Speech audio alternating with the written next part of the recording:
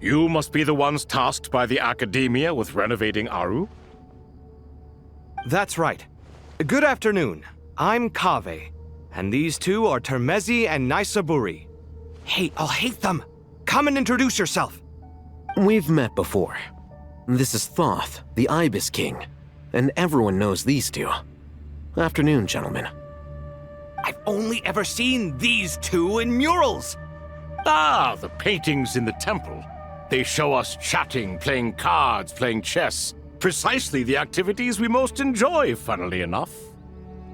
No, only you enjoy playing chess. We were just humoring you. I wouldn't go that far. Back to the matter at hand. A preliminary assessment by the Academia indicates that this project requires expertise in various disciplines, including the deciphering of ancient texts, mechanical engineering, the restoration of ancient ruins, and elemental theory. The most capable minds in their respective fields are here before you. If there are no objections, we'd like to begin our work. The artisans who built Aru for Al-Ahmar gave their very lives to create this splendid work. Follow their example by giving your utmost devotion to this project. I didn't know that. We'll do our best, of course, but we certainly won't be sacrificing our lives. Such brazen words. Humans these days are a far cry from their ancestors. What little respect you show for King Deshret. No, that's not what he meant. Please, don't mind him. He shares your sentiments, just not your, penchant for hyperbole. Assuming that's what you were going for? I just think it's important to manage expectations. Forgive my lack of courtesy, but we simply can't sacrifice our lives to the gods on completion of the project like people in the legends of old. Here's a first draft of the project proposal for your perusal. Please let us know if you have any requests. Normally, I'd have made it look a lot more visually appealing, but we were really pressed for time on this occasion. I hope you'll forgive me if it's a little rough around the edges. Naturally. If my fellow ministers deem this meager display of respect sufficient, I suppose I can consider agreeing to their proposal. Why are you so preoccupied with the ostentatious displays of respect to Al-Ahmar? We should be trying to make things easy for them. You never know. We might have to rely on these young people to look after us in our old age. Exactly. This is Aru's mainframe. Be reminded to use it with great caution. We certainly will. Thank you for your assistance.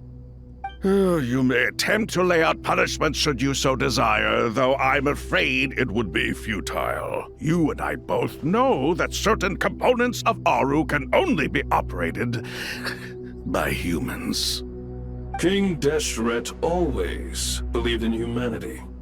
Still, the reason that Aru's modules are designed that way is not so much because he trusted them, but more because he was wary of you. Is that true? No wonder human artisans helped to build Aru then. He actually required human assistance to create his greatest work. Naturally. Have you noticed that the Goat King keeps giving superficial responses? It's like he's just going through the motions and leaving the real debate to his colleagues. He understands the art of perfunctory speech. That's what earned him his position as the Minister of Ministers. It seems the rumors about King Deshret being a poor judge of character are baseless after all. Excuse me for being blunt, but it sounds suspiciously like you're putting yourself on a pedestal and mocking me. You're mistaken. And while there's nothing strictly wrong with making every conversation about yourself, it's not exactly a positive tendency either. You? Whatever. I knew it'd be like this working with you. All right, let me past. I need to look at this console. It's your job to activate it after all. Let's begin. Everyone, please proceed with the external checks and preparations as per the procedures outlined in the engineering plan.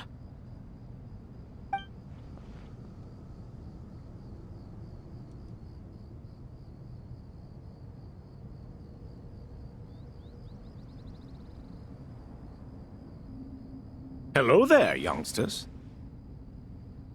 Whoa, the Ibis King came to life. What do you mean, came to life? I've been alive the whole time. You did say we could start our research, right? Are you having second thoughts now? I've reviewed the proposal. The work you're planning to carry out on this grand device is ambitious in its scope. You have ample confidence in your abilities, I take it? I wouldn't say I'm feeling hugely confident, but given how bad things are, I'd rather at least try something than sit around waiting to die. You are the top scholars of your day.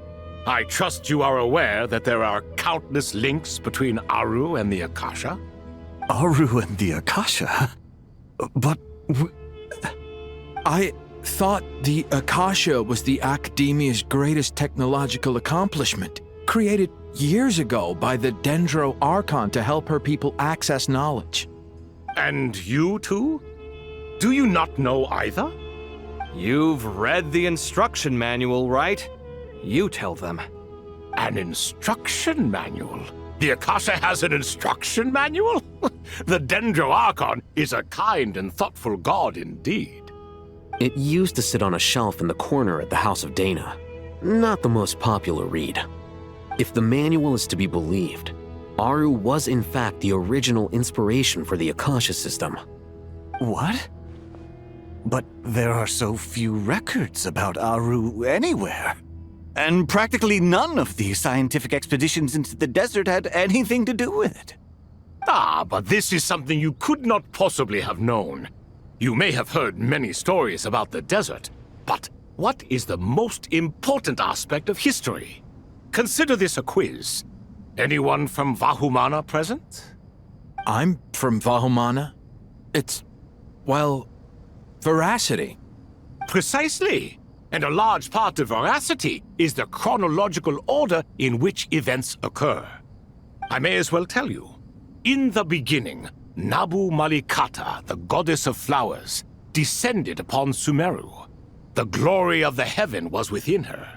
She brought life, oases, and knowledge to this land. Then she created the Jinn, enlightened them, and ordered them to serve her. Two other gods also walked upon this land where wisdom flowed in abundance, and the three met beneath the great green trees. It was the first and greatest alliance. We should speak with reverence of this covenant between the three, which transcended both time and life. For they promised that in Sumeru, wisdom would be shared with all. All the great changes in Sumeru's history began with the goddess of flowers. For King Deshret's sake, she pried into the secrets of Celestia, and for this was burned to ashes by the flames of wrath. So grieved was King Deshret by her passing that he lost all interest in state affairs and devoted himself instead to the knowledge that she had brought back. It was after learning of the technology from that floating island in the sky that he first conceived of Aru. And so, the Akasha was inspired by Aru, while the basis for Aru itself came from Celestia's technology. Well, if the two share a common technological origin, then connecting one system to the other is an entirely feasible idea. Unbelievable. Have you no reverence at all for celestial technology? No, I do, but there's no time for that. The schedule is too tight. Blame it on the deadline. Perhaps you could try coming up with our cutoff dates. You know what it's like having to turn around 5 different drafts in one day? I wouldn't wish it on my worst enemy. Yeah, also, Sir Ibis King, you don't plan on getting directly involved at all, do you? Yes, well, you strike us more as having come to give a popular science lecture. Or, wait, does this count as more of a first-hand witness statement? Neither. Anyway, this sounds like far too much work for me. Still, if Aru is so powerful, why didn't King Deshret use it for more ambitious ends? Because it was never fully completed. King Deshret had grand plans, but he perished before they could come to fruition. In the beginning, his wish was to create something that could rival the very world itself. The Lord of Flowers sacrificed everything for that ambition. What he desired, she bestowed, and thus was knowledge brought into the world. Her courage and sacrifice had to be honored with the most splendid of monuments, or King Deshret would surely have deemed it a grave injustice. And that monument, built from knowledge and technology, etched with a sacrificial and courageous love, even in its unfinished form, it deserves to be treasured. At that time, King Deshret said the following to the Lord of Dendro. Since we share an eternal covenant, I shall never be your enemy. Hence, the fruit of wisdom from the heavens is not to be devoured. Remember, it is not that I lack the power to become the enemy of wisdom. Yet you and she have taught me much and shown me kindness. For this, I cherish you both. In the end, Aru was only used to store a portion of the souls. It was but a primitive form of the masterwork the king had envisaged. His final hope for Aru was to return to the past, when she yet lived. So the point you're making is, King Deshret was both powerful and ambitious, and he only ceased his imperious ways out of affection for the Goddess of Flowers and the Dendro Archon. You could see this as an act of mercy, but you could also see it as the sentiments that lay between these three gods placing constraints on him. This was, after all, the foundation of the alliance between them. This explains why Aru was both a prison and a monument, and why the answer to the three questions was time. You have to be careful who you get involved with, or you invite all manner of misfortune. This is as true for gods as it is for humans. Love is the same. It is both a prison and a monument. All right, let us pause the story here for now. Seeing as you've been so diligent, I'll offer a little help. Who's in charge again? Is it you two? Ah, yes, me and him. Now then, close your eyes. Wisdom hides in the space between the tangible and the intangible. It is to convey the incommunicable through the simplest of mediums.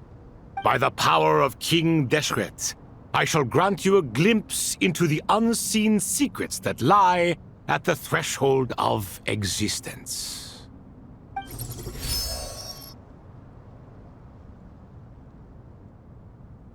Where did this come from? Is it a new mechanism? It looks more like some form of externalized information. You've rendered it visible? Just as the Akasha allows you to access a greater range of knowledge, the power of our king permits one to perceive ingenuities that do not belong to this world. This is no ordinary mechanism. It reflects the internal structure of Aru. Whether you choose to increase or decrease, keep or discard.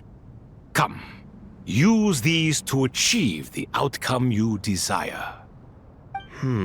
Looks mechanical to me. Better let me handle it, just in case.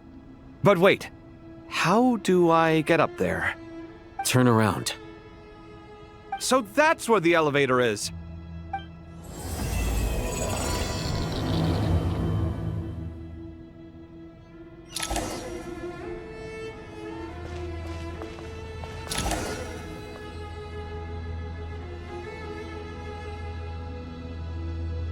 Obelisks were used to record important information in the ancient desert civilization. Hey, Al-Haytham, there's some writing here I'll need you to decipher.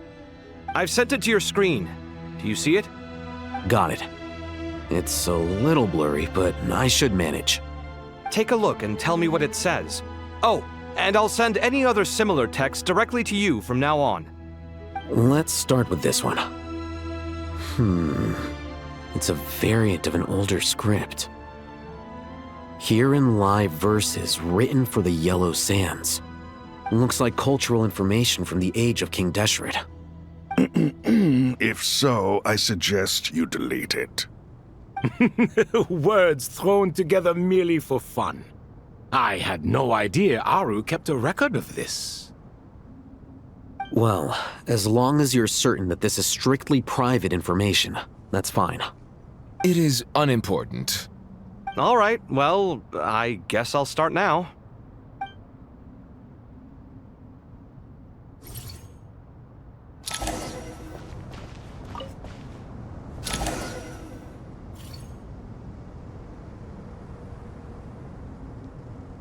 Found some more. Sending them over to you now. These are all reports about the Gurubad conflict. Can we delete them? I'd say so. Most of this information has already been archived anyway. What if there are details in there that Vahumana missed? What are we supposed to do if they come after us in the future? They'll just have to live with it. If we don't resolve these issues now, there won't even be an academia in the future, let alone a Vahumana Darshan. Yeah, you're right. Okay, done. There's some other similar monuments nearby. I'll check them out.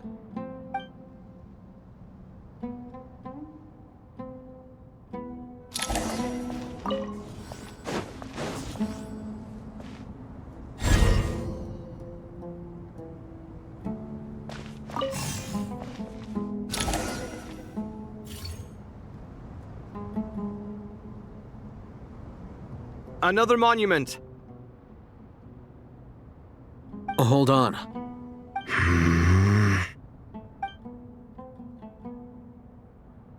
You're still reading it?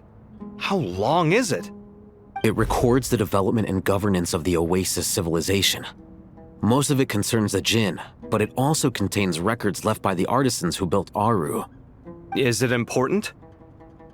Some of it. There was no way for me to read the whole thing in its entirety, so I had to rely on my intuition to pick the parts worth keeping. What about the artisans' records? What do they mention? They're speculations, mostly. For instance, they were wondering how to protect themselves if King Deshret decided to silence them after the construction of Aru was complete. Sounds like pure mythology to me. Surely that kind of thing didn't really happen. The records do emphasize that this was merely their conjecture based on various myths. Still, the artisans did leave details of their plans to survive, including blueprints for their escape route. Even that got recorded? Okay, well, I'll make a copy of this first before I delete it. Is that truly necessary? You won't be needing those. No, the blueprints are important. I want to keep them as a memento.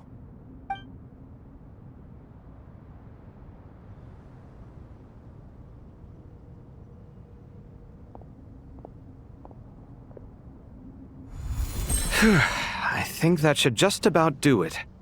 It meets the requirements of the contingency plans, so we should be good. I gotta say, it's the strangest feeling, this cross between reality and the intangible. It's like drifting between life and death, or in and out of a dream, using my own hands to manipulate illusions that are forever out of reach. Chasing dreams in the most literal sense. Definitely a novel experience. What happens if my spirit just floats away? That won't happen. Anyway, I wouldn't celebrate just yet if I were you. There's likely to be a phase 2 of this project. All right. I'd better keep my wits about me then.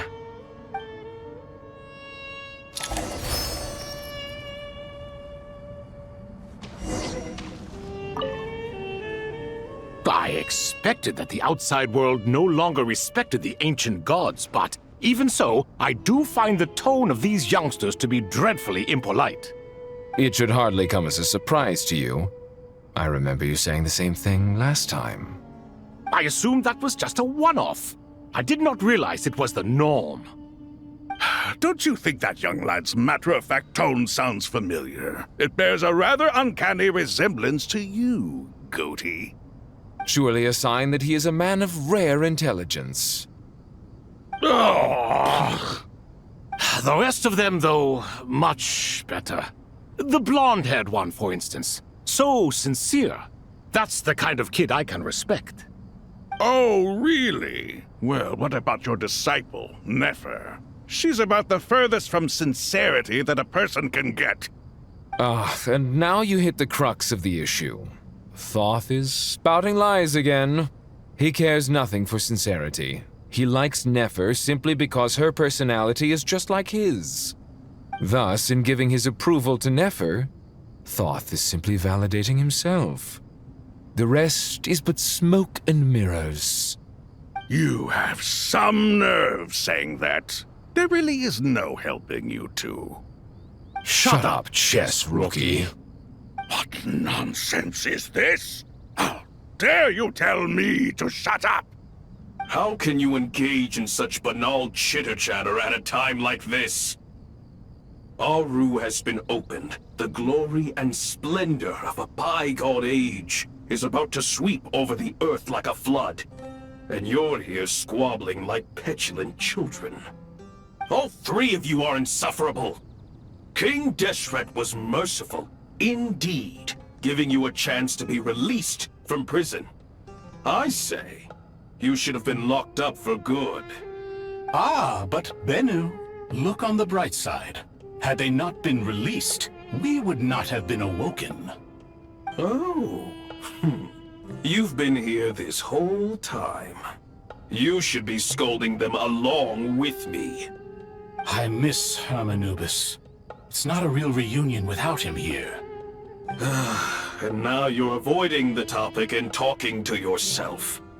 Why King Deshret designed your personality like this, I will never understand.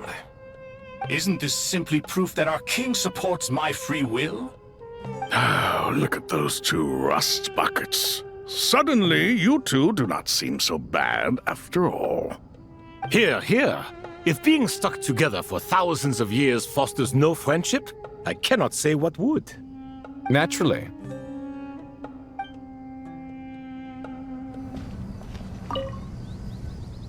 How's it going? Are things progressing smoothly? Well enough, I suppose. You know how it is. The work itself is only half the problem. The other half is having to work with Al-Haytham. I'm sure the feeling is mutual. Honestly, though, I thought you two had already worked things out. As if.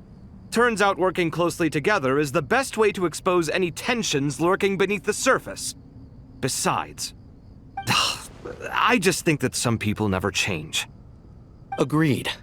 Case in point, you didn't make sure I was out of earshot before you started complaining about me. Old habits die hard. Actually, this is for your own good.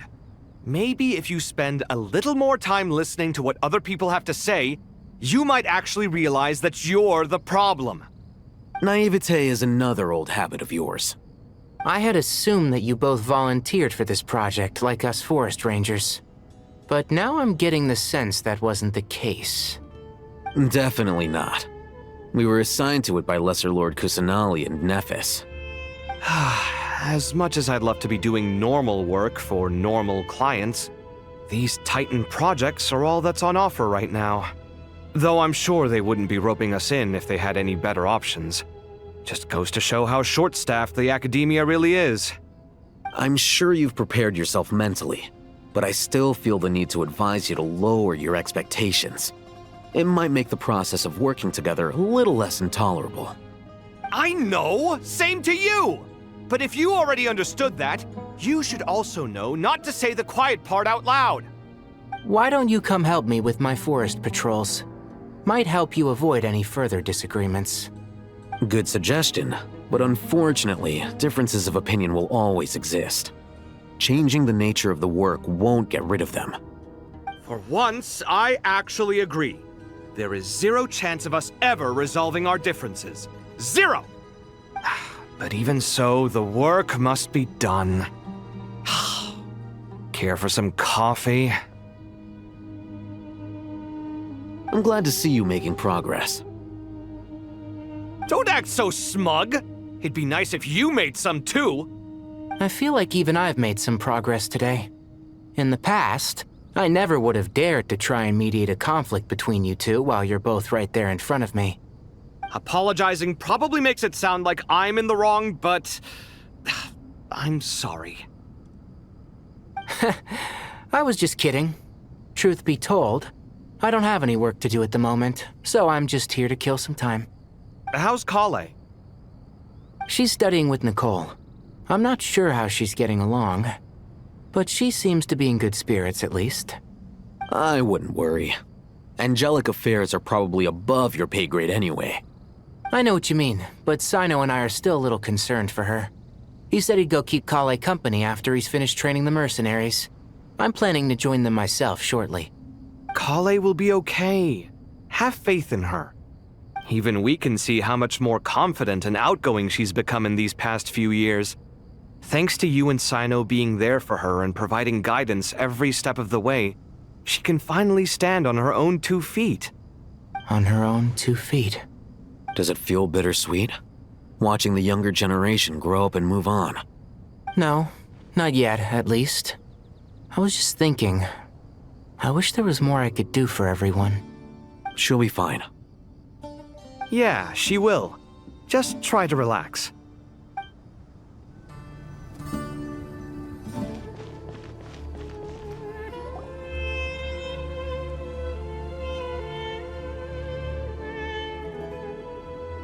Traveler from afar, do you worry for the fate of Sumeru as well? Whoa! It's Sobek the Crocodile King! Greetings, Crocodile King. Please be at ease. I'm just here to chat with you about Lesser Lord Kusanali. Sounds like you really care about her. Yes, although to be exact, it is a mixture of both concern and curiosity that I feel. Speaking of Nihida, Paimon was wondering how she's doing. Wait a moment.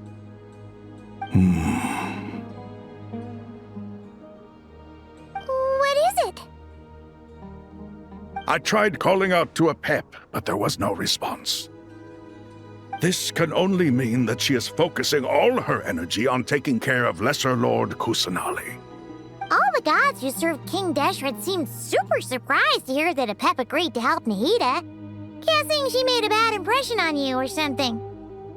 Are you aware of the history between her and our king? The story begins a long time ago. Al-Ahmar was always a wishful thinker where the Dendro dragon was concerned. Without consulting her, he decided to list her among the 7 pillars and declared his own power to be far superior to hers. That was when our king was at the height of his power. Ibis Goti and I were no match for him, and so we chose to submit and serve as his ministers. But not a pep. No, she never thought much of him.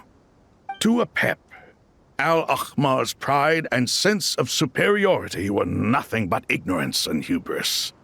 In fact, they fought numerous times, but usually the battle ended in a draw. In the end, King Deshret coveted the power of Celestia, only to end up corrupted by knowledge. His final act was to trick the dragon into swallowing him whole, leaving her to bear the torment of his sins. The Dendro dragon stands for the glory of a bygone era. She hated Al-Ahmar and what he represented. All the gods, all the power they wielded. And so, her willingness to help the Dendro Archon through this crisis comes as a great surprise indeed. It makes one wonder whether, perhaps, the Dendro Archon assisted her in the past. Yep, Nihida did her a huge favor.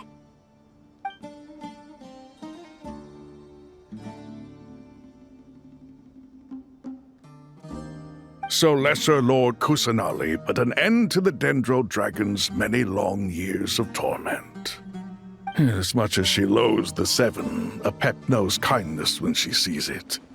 No wonder she was willing to make an exception. Yeah, that's the sense we got from dealing with her too.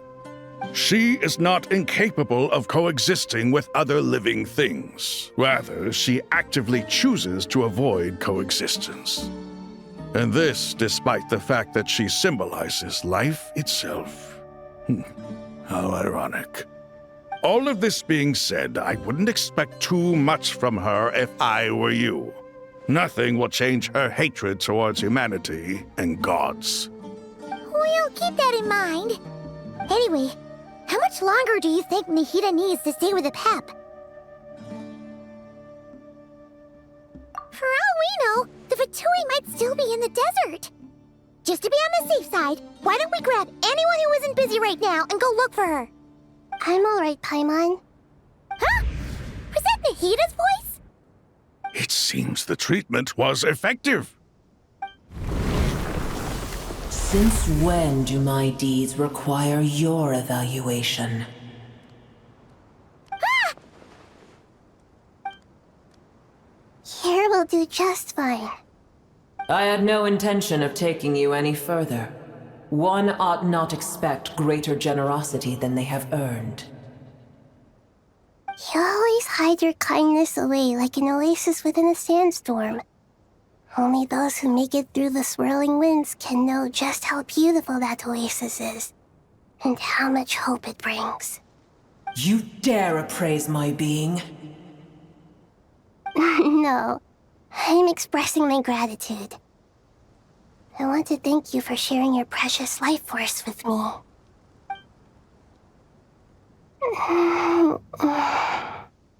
Awake already? You are more resilient than I thought. Pep. I feel much better. Thank you. Gods and their gratitude mean little to me. I would rather you give me your assurance that the situation with Irminsul and Sumeru's ley lines will be competently managed. If I suffer any ill effects from the ley lines, you, as the god of this land, will be held responsible. And you would not enjoy being held to account by me. I understand what you require, but I would assume this task even if you did not demand it. Sumeru is my responsibility. I must resume my duties as soon as possible. A farcical notion. God of Sumeru, I hope you realize how unextraordinary your strength is. And yet, maybe it is precisely what defines me. A god of wisdom is not meant to rule by force. Then hold steady. We go forth. Well, I'll be. Is that a Pep? Do my eyes deceive me? Of all places, the Dendro Dragon has decided to visit the mausoleum of King Deshret? I see that after all this time, El Ahmar's menagerie of ministers remain as vile as ever. It's a pleasure, Dendro Dragon. Had you arrived but a little sooner, you might have attended a meeting of the Seven Pillars. What a nauseating thought. You are not the first insects I have had the displeasure of dealing with today. A swarm of them tugged on my tail on my way over. Goodness knows what hovels they crawled from. Why do all the creatures of this world remain so lowly after all this time? What did you do with them? I cast them away. What would you have me do? Keep them as trinkets? Boer, this is where we shall part ways. To be clear, I do not wish to see you or anyone else here ever again, unless absolutely necessary. Then I wish you peace as you return to your dwelling place. It matters not to me. Simply refrain from bothering me again.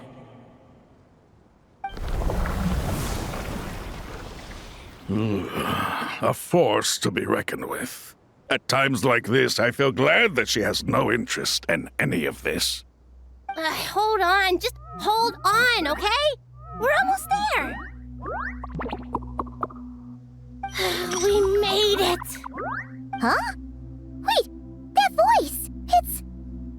Uh-oh, I'm gonna fall!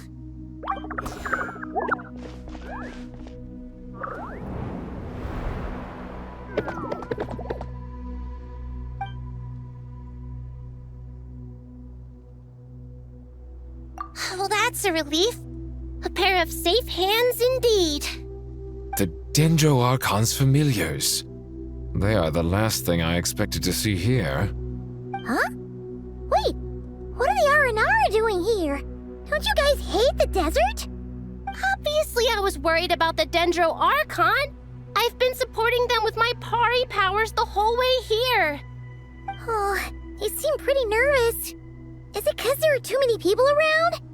Not just people. It's all these non-human beings, too. It's hard on them. I can't believe you made such a long and dangerous journey just for my sake. I appreciate your support so much. Thank you all. I'll have to ask everyone to wait while I help our new arrival settle in. Once I'm done, I'll gather everyone to discuss our next steps. Traveler, Paimon, shall we find a place for our friends to stay?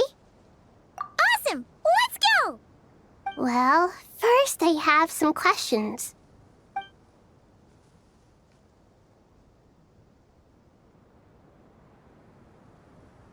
Okay, I think that covers everything. Thank you.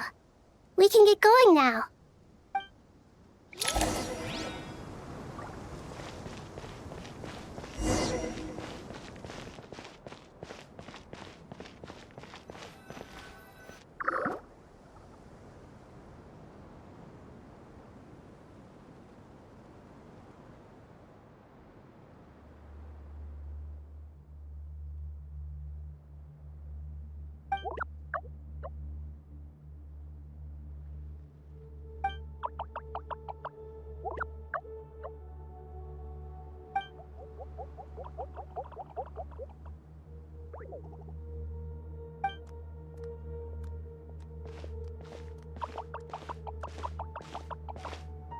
Hello, everyone. It's only us.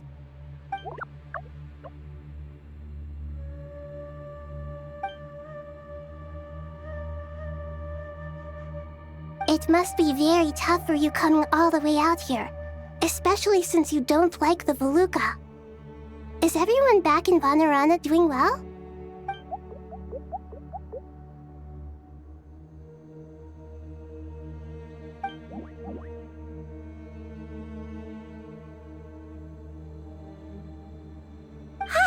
Everyone's here. Good. Are you okay? You look like you were about to pass out back there. Then you're forgetting who I am. Don't underestimate me. Red Flux. Oh, excuse me! Are you comparing me to Paimon? I suppose everyone is gathered here because of me. As we can see, the situation is critical, and everyone is very busy with their various tasks, so...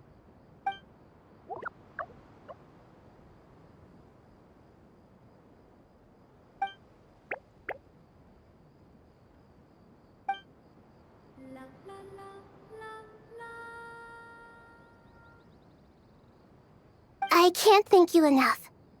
Right now, we're focused on restructuring Aru, processing excess information, and helping restore everyone's confidence. I'm sure you'll find it all very straightforward. I can help too! Just let me know where I'm needed.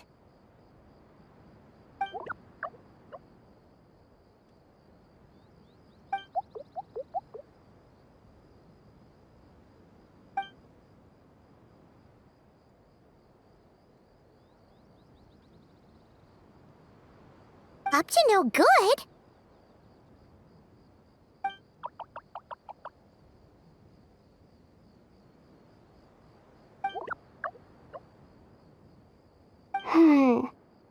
That definitely sounds suspicious.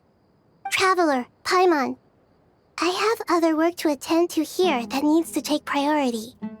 Could I trouble you to investigate the situation Arabalika spoke of? No problem. Leave it to us. Thank you. I'm counting on you.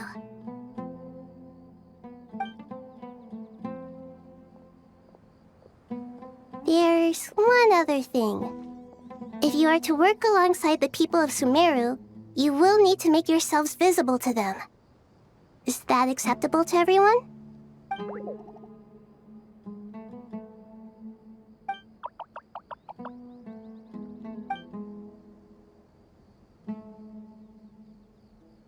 There's nothing to fear. No one here will hurt you. But if you do feel afraid, don't worry. Just call my name and I'll be there. Very well. Now, I shall bestow a small blessing upon you all. Whenever people see you and interact with you, from the moment their gaze meets yours, they will experience the most beautiful of dreams.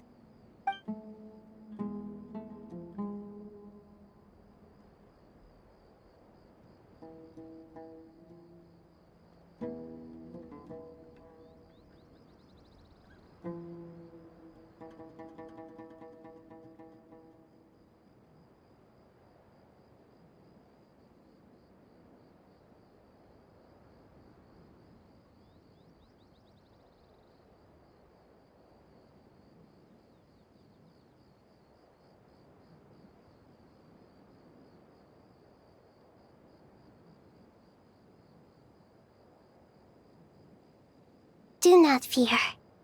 We will face it together. This too shall pass.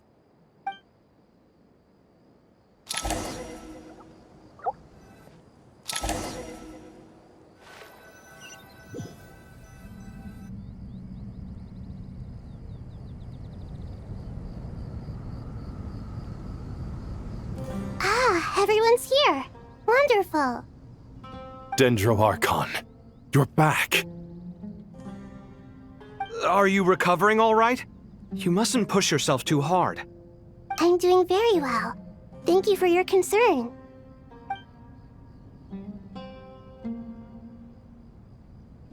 I see. Using the power of Aru to reboot the Akasha and gain access to Irminsul. It's a sound plan, although... I regret to be the bearer of bad news, but with the state that Irminsul is currently in, it's impossible to access via traditional means. Even the Akasha won't change that. Alas, we had feared this may be the case. And what about non-traditional means? Non-traditional means? Are you saying... Desperate times call for new measures.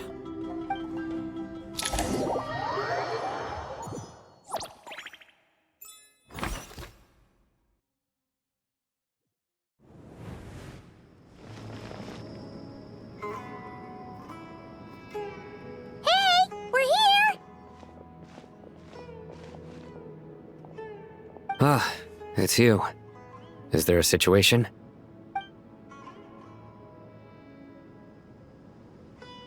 The Aranara have good intuition when it comes to people. In other words, there may well be a traitor among us. Given everything that's going on, I'd be more surprised if there wasn't. Miss Nefer, as a professional intelligence broker, I trust you have a solution? Not one that I'm willing to volunteer. What's in it for me? Let's say I'll treat this as a pilot project aimed at expanding your intelligence operations. Whatever business you're in, an avenue to demonstrate your abilities could never hurt. I like the sound of that. Glad we're on the same page. Given that you rarely set foot in Sumeru, practically no one at Caravan Rebot knows who you are. I take it you've read the files on everyone in the area? Yes. I also skimmed the list of evacuees, and am more or less up to date on where everyone stands. Any initial suspects? Limiting the scopes to males whose recent activity could be viewed as suspicious. I've identified 3 names. The Aranara saw 2 people talking, but currently we only have 1 suspect. The other person was probably just a messenger, and in all likelihood has already left Caravan Rebot. Everyone is heading for the desert per the evacuation order. Anyone willing to turn back at this stage is almost certainly with the Fatui. There's no way it was a spur-of-the-moment decision to act at a time like this. This spy must have been planted long ago. We need to smoke him out from wherever he's hiding. Sounds like you have the beginnings of a plan.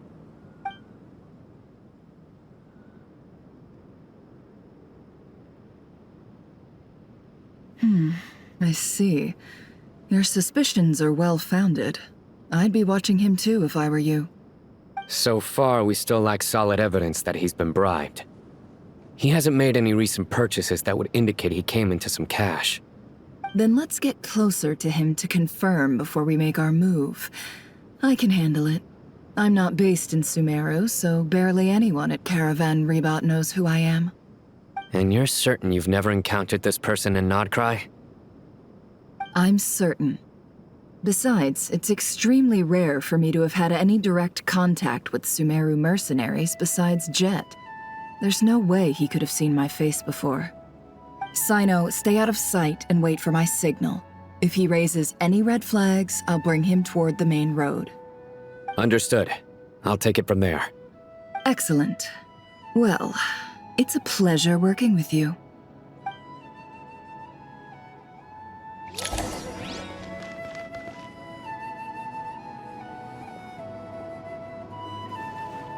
Darker skin, scars, frequents the desert and has ample combat experience. Nothing unusual about how he dresses or acts. What's that he's looking at? A coin. Interesting.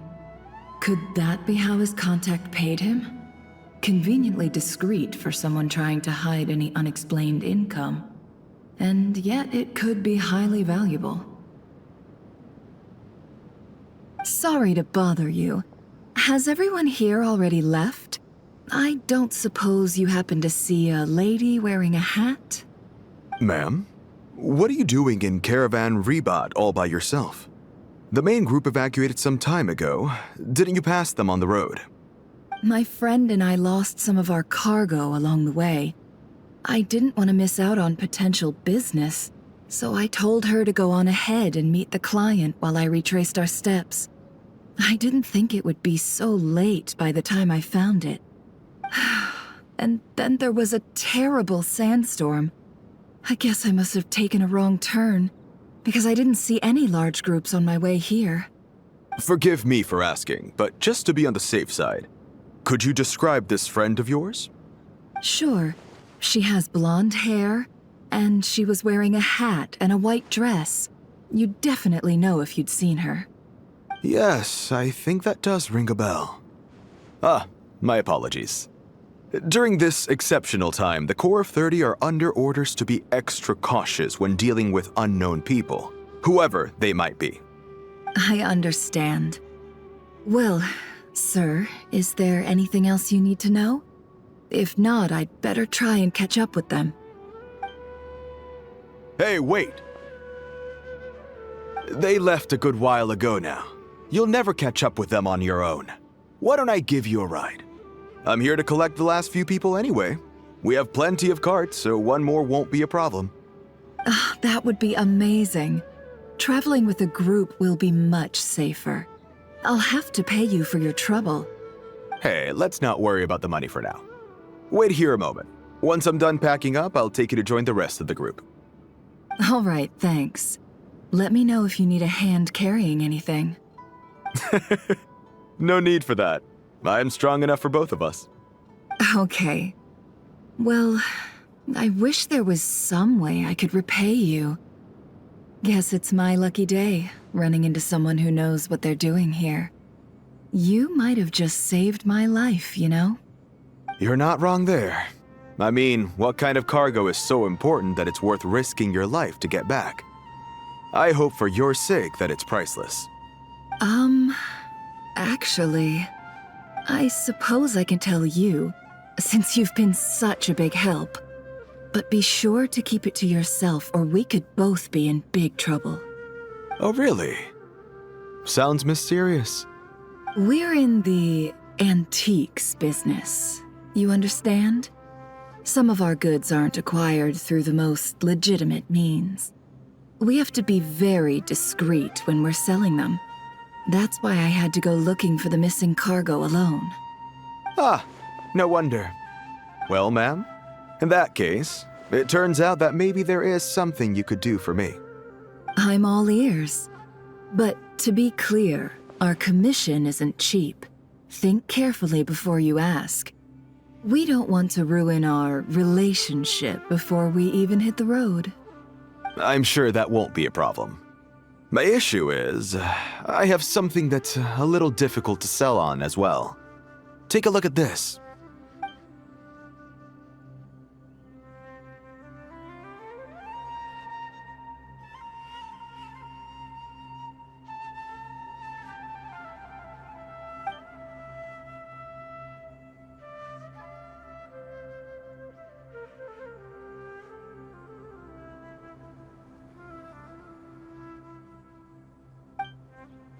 Pure gold. That's quite something. How'd you come across it? Dig it out of some ancient tomb? If you look hard enough, there are many treasures to be found in the mausoleum of King Deshret. It has no distinct Snezhnayan markings. That'll be why he's going with that story. And he clearly doesn't want to arouse suspicion, so he's on the lookout for an opportunity to make a quiet trade. Surely you have an existing business partner. Won't they take it off your hands? I hope I won't be attracting the wrath of my competitors by helping you sell this. The shop I used to work with is having cash flow issues at the moment after losing some money. I'm under enough pressure as it is without having to deal with them. On the off chance anything went wrong, I'd never get my money back. I understand. Gold is the last thing that traders with cash flow problems want to see. Well, in that case, I think we can work something out. As it happens, I'm just about done packing. Shall we make a move? Sure. Let's walk and talk. This evacuation was a huge operation. They needed a few people to stay behind and tie up loose ends. And I ended up being one of them. You're lucky you ran into us in time. I certainly am. I don't know how this happened. One thing led to another, and look how it ended up. I just hope our client doesn't get spooked and cancel their order. Fingers crossed. But either way, life goes on, and we all have to make a living somehow.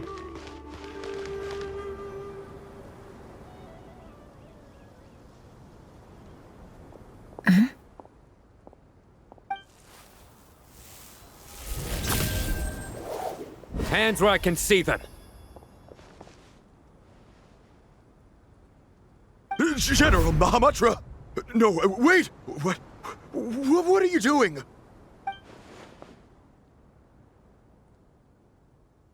This is the coin? Good. Sadly, you won't have the chance to spend it.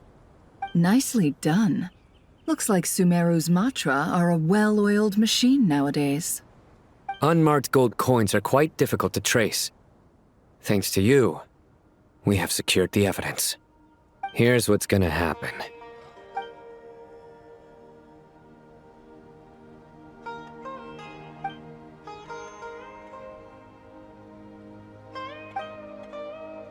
Southeast from here, leeward side of the hill. That's where he's meeting his contact. Great work. Candace tells me your interrogation skills are highly effective. Hers are quickly catching up. She's improved a lot in recent years. Looks like it's over to you for the next step. Because I'm quickest on my feet? Because you know how to trail a target. Plus, it'll be easier to monitor their activity from the air. Fine. I'll be quick. One more thing. The Traveler just brought a message from the Dendro Archon. Once you're done with this, we're to meet up at the mausoleum of King Deshret. Got it. Will do. Are you sure you'll be okay on your own? Gee, I don't know. Maybe you should come with me. Okay. Then Paimon's coming with you. Really? You do know this is a stealth operation, right? Meaning, you have to be quiet? Paimon, are you sure about this? Well, Paimon at least wants to give it a shot. Like everyone says, if you never try, you'll never know. Besides, being the best guide in Teyvat has to count for something. This should be a piece of cake. Fine. Join me if you want. But be warned, if anything goes wrong, I'll have to gag you and shove you into a bush. No need! Paimon will be super careful. Promise! Good. Then what are we waiting for? Let's go. Ah! Coming! Coming!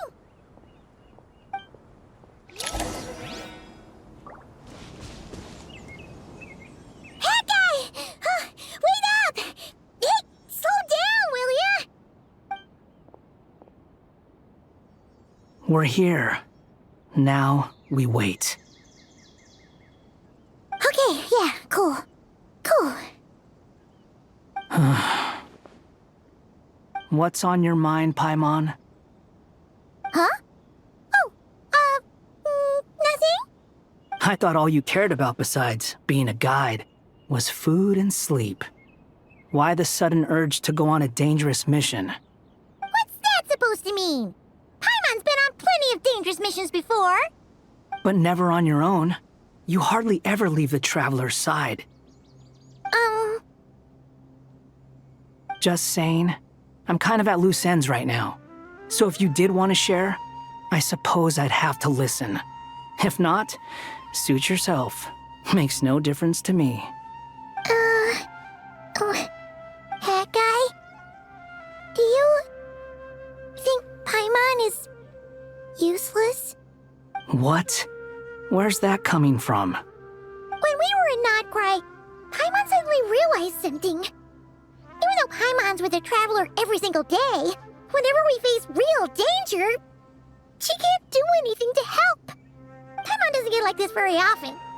She just got really scared when the Traveler got kidnapped that time. What if he never came back? What would Paimon do then? And the more Paimon thought about it, the more useless she felt. But Paimon doesn't want to be a burden. Paimon wants to be a friend who's actually useful. Does that make any sense? You know, that feeling of just being completely useless and... Oh. Paimon probably sounds so ridiculous right now. You asked the right person.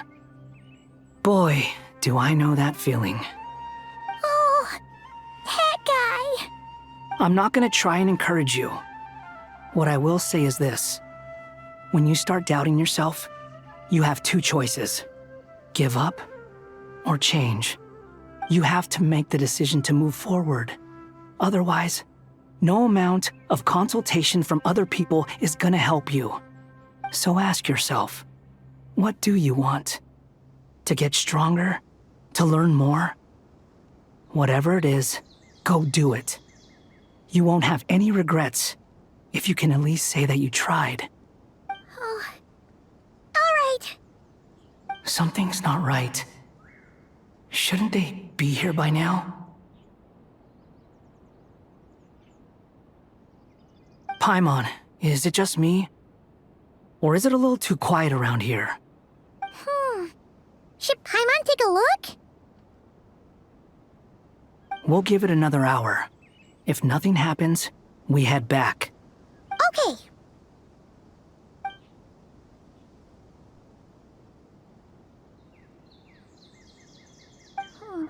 How strange.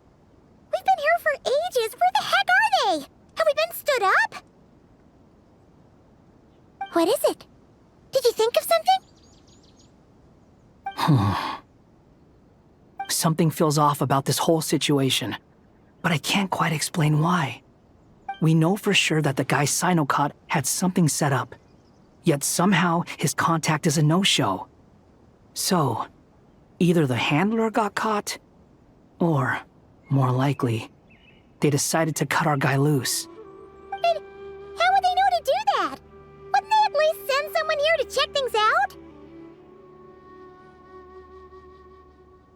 That's the problem. They couldn't possibly know what's happening here. Unless... This feels all too familiar. Come on, let's head back.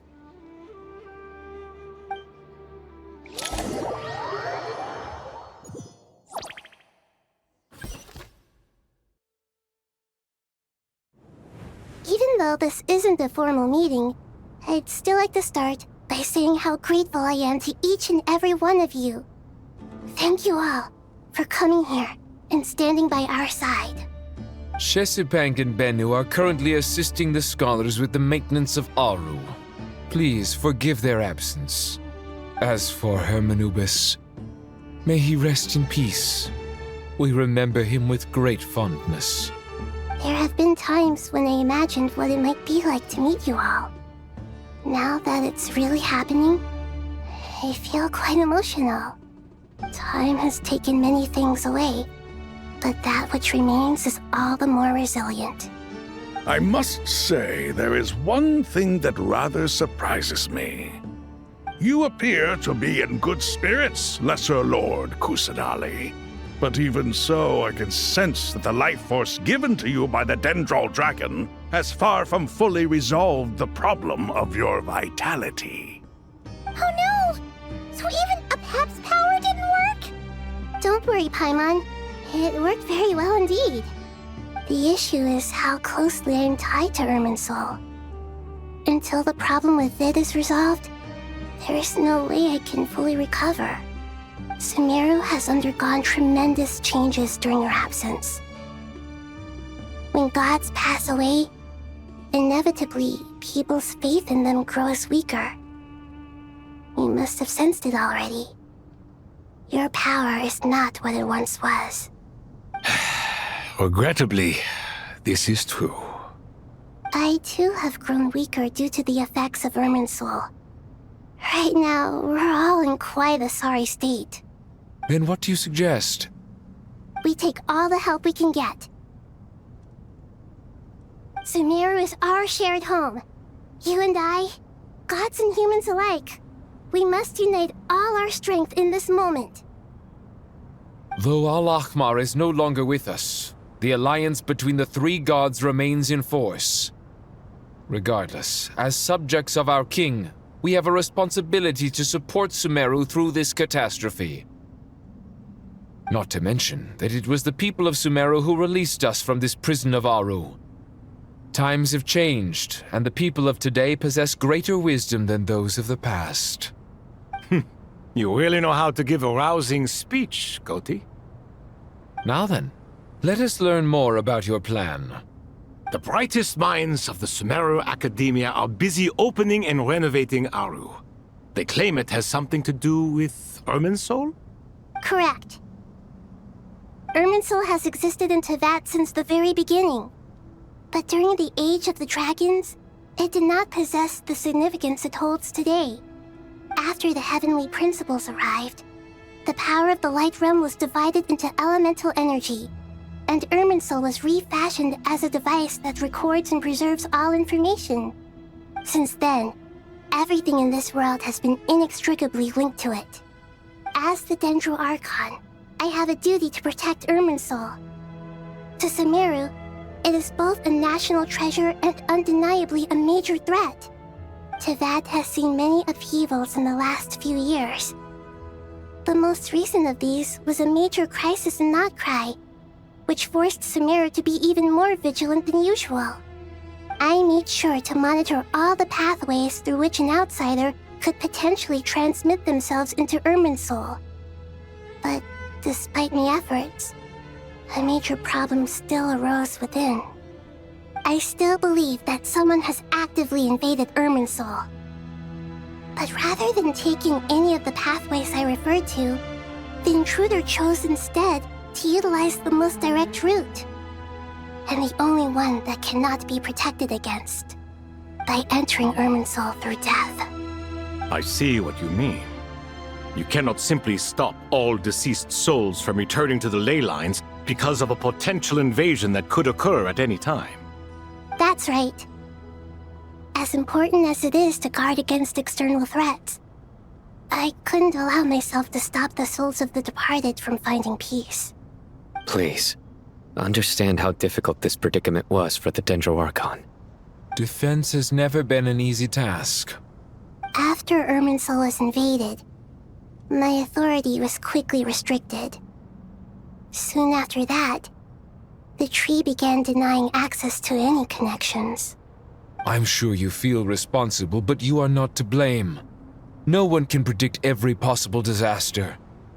There will always be trials and tribulations for the world to endure.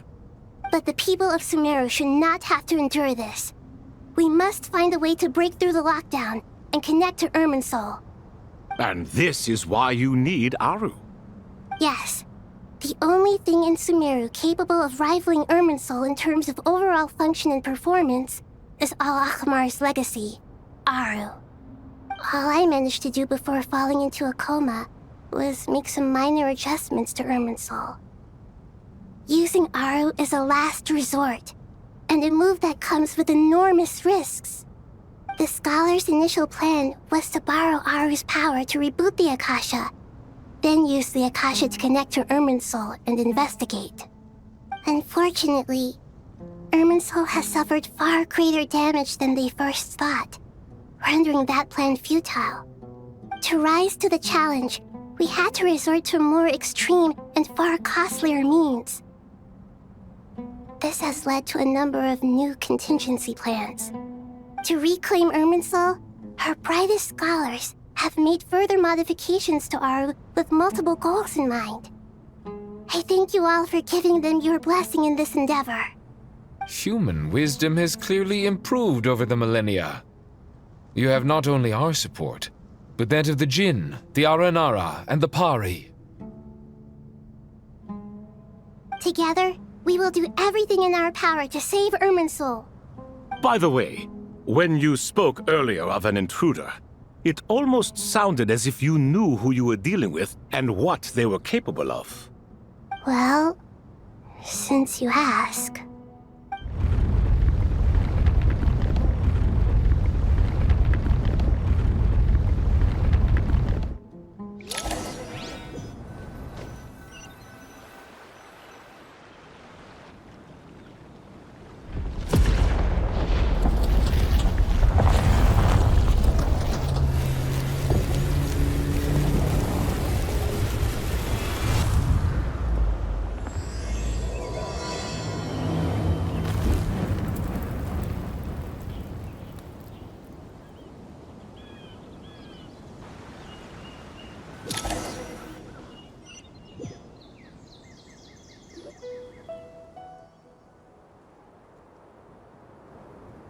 Master Tainari!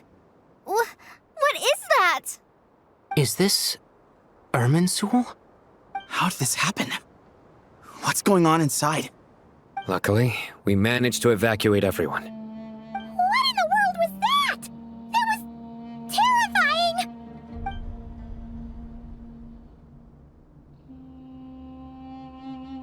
Oh my. I understand now, Dendro Archon. You make yourself quite clear indeed. Not once over the millennia has Irminsul been so terribly afflicted as this. Please continue, Dendro Archon. Irminsul's root system is what comprises the ley lines. In the past, it has always been hidden away, going unseen by the general populace. But now, an evil intruder is making it reveal itself. It has become a tree of unbridled greed. A clear sign that a deranged experiment has advanced to a new stage. Blasphemy. From where I stand, an experiment in the name of blasphemy sounds rather improper. But if we are to honor Dottores' will, this is what we must do. The birth of this tree proves to me beyond doubt that this incident is connected to him. But to explain the situation in full, there is someone I need to tell you about.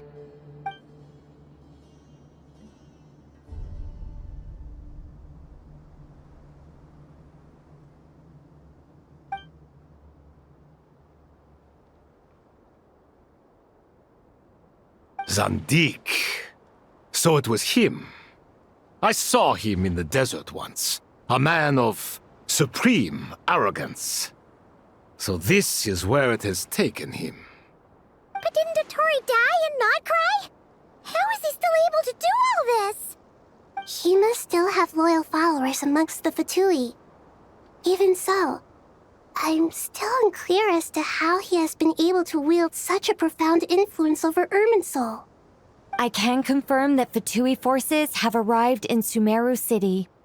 Furthermore, Irminsul seems to be undergoing some kind of mutation. Evil branches are beginning to grow. Things that do not belong to this world are slowly but surely materializing. Sorry, I couldn't think of any other word to describe it. They don't seem to be fully formed physical entities yet, after all, but they are gradually becoming real. A baleful tree climbing up into the heavens. Speaking of Dottore, I have some information on that front as well.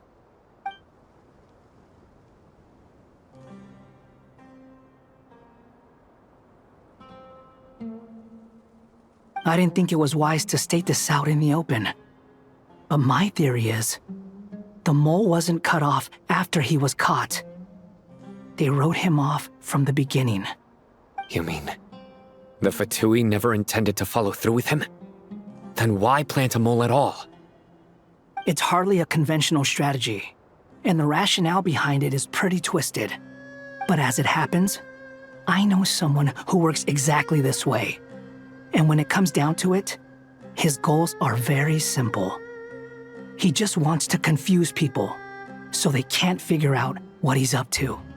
He's been a collaborator of Dottore's from the outset. That fact alone confirms that Dottore is involved with this somehow.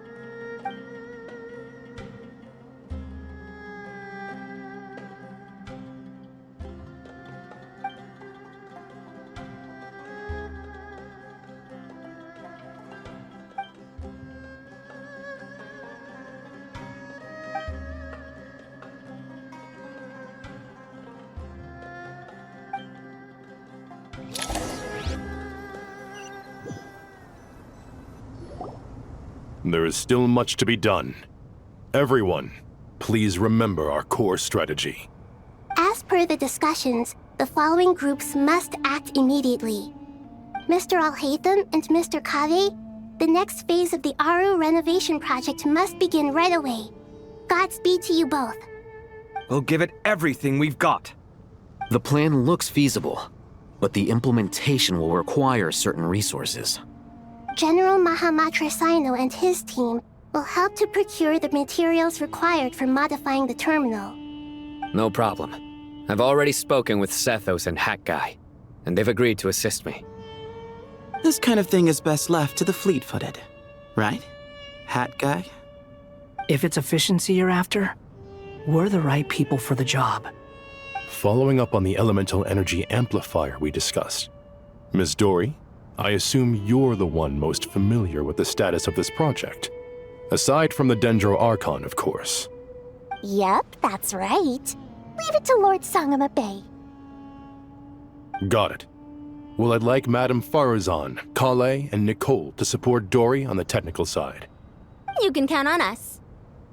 Will do. Rest assured, I'll take good care of Kale. Dia, Candace, and Nefer, you'll be in charge of negotiating between the various parties. I trust you remember our goal. You bet. We can handle it. Good. I believe that covers everything. Tainari will provide ad hoc support as needed, if that's okay. Poor Tainari. Must be tough being Nephis' student. Getting bossed around all day, every day. Hey, don't try and drive a wedge between us, you old rascal. All it says to me is that Master Nephis has faith in everyone's abilities. While I'm nominally here as backup, I doubt there will be many situations where my help is needed. Exactly. Finally, Traveler, you and I will head to the border between Sumeru and Natlan. Once that task is complete, I'll be asking some of you to accompany me to the Eternal Oasis. The Eternal Oasis? I thought that was just a legend. So it does exist after all. Regarding your trip to Natlan, under normal circumstances, a meeting between our two nations would be a far more formal affair. Unfortunately, Sumeru is all but completely cut off from the outside world at present. So regretfully, we won't be able to give the Pyro Archon Mawika the grand reception that she deserves. My apologies for the inconvenience. No point putting too much pressure on yourselves. That goes for everyone. Right. Especially you, Dendro Archon. I'm sure you're still feeling quite weak. Don't worry about me. The Dendro Dragon's life force will sustain me. Plus, we'll be there every step of the way. Nahida will be just fine. Yes, I believe in myself. And I believe in every one of you. Well, time to get going.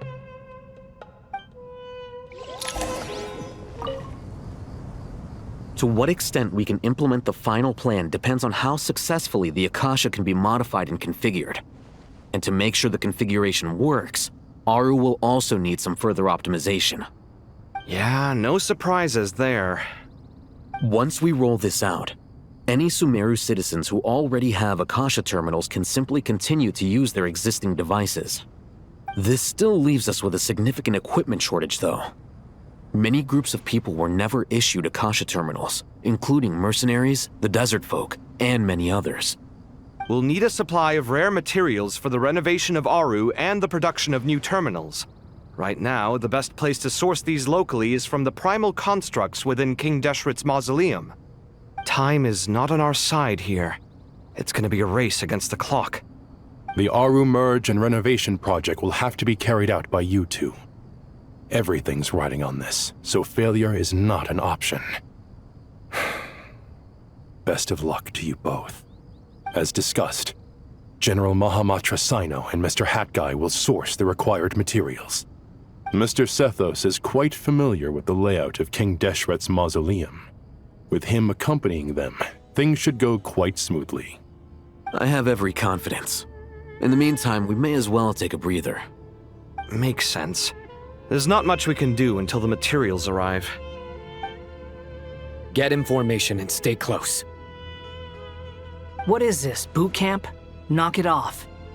It's just Sino being Sino. You know what he's like. Everyone clear on our mission objective. Look at the excess primal constructs, dismantle them, and extract the required materials.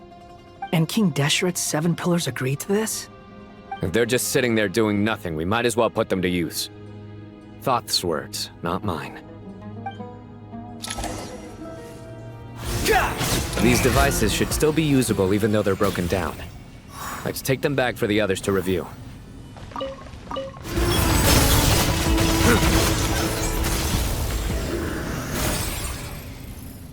How many do we need again? Enough to make an Akasha terminal for everyone who doesn't own one. I remember you telling me how revolutionary these Akasha terminals were. You've used one before, right? The Academia declared the Akasha to be the most powerful and comprehensive wisdom dissemination system in history. That should give you an idea of how powerful it is. Certainly sounds impressive. Neither Hat Guy nor I have ever had an Akasha terminal. Well, if it all goes to plan, that's about to change.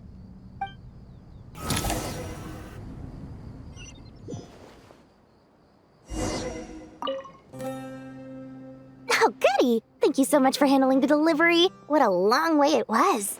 You've really outdone yourselves. I'm well aware what a bumpy, dangerous journey it must have been. Now, I would have loved to oversee the process myself, but of course, those of us who know the plan can't leave the mausoleum. Oh, trust me, I'm patting myself on the back for my assembly work here. Simply flawless work. But will you really be needing all of this?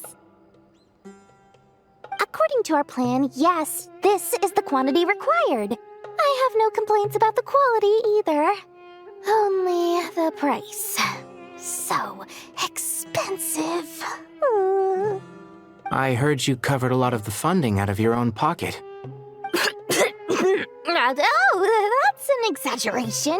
The academia provided most of the funds. I just offered a small token of my goodwill. Of course, the real tragedy is how little profit I'm making on this. You know, it's a serious crisis when you can't even make money out of it. It's really quite a beautiful design. And I'm intrigued by how such a diminutive device is able to output the power of the Light Realm. Did you attend the lecture on Light Realm energy, Madame Farzan? I don't believe I saw you there. Of course I attended. I was just a little late, so I had to listen to the whole thing from outside the back door. Anyway, I have a perfectly good understanding of Light Realm, elemental and abyssal energy, as well as the relationship between the three.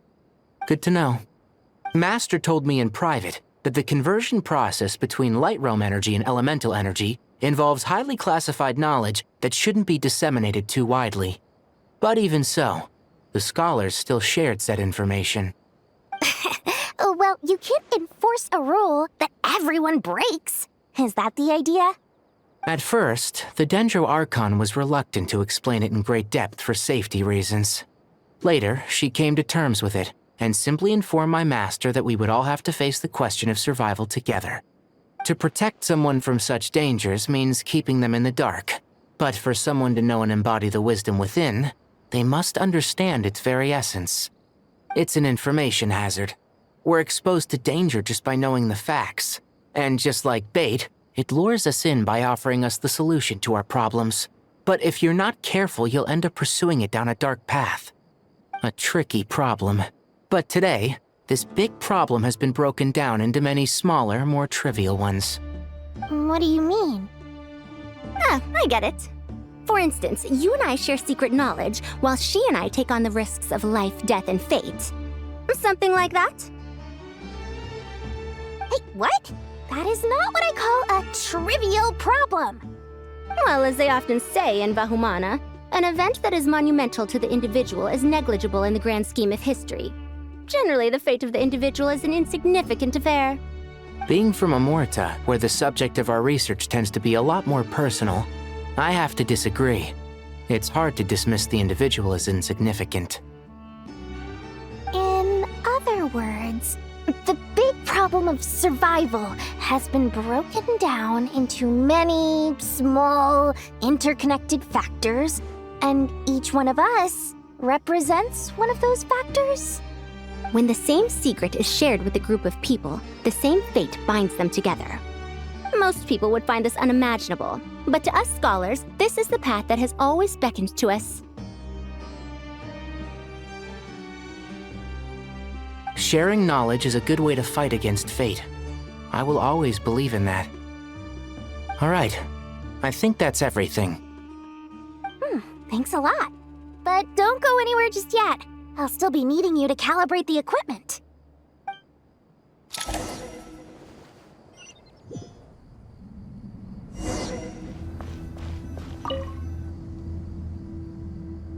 Okay, the materials are ready. We can proceed with the next phase. Al-Haytham, how are you getting along?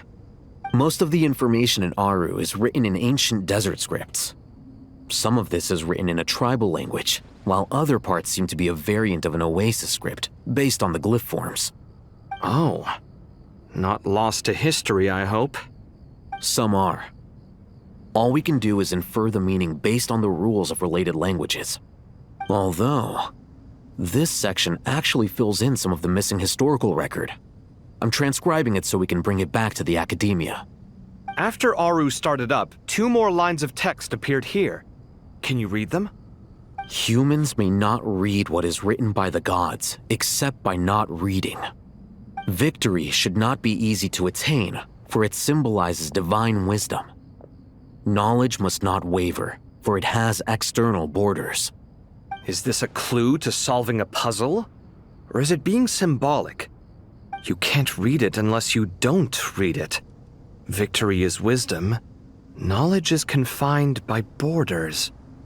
Wait, I think I've got it. It's a metaphor, isn't it? It's talking about... a chessboard.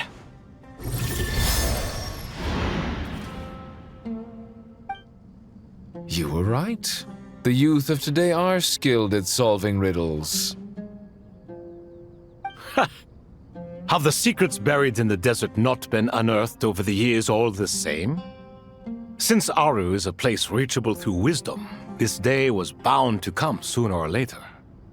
Oh, I've always been against overly cryptic sentences. Don't you get tired of reading and writing all that?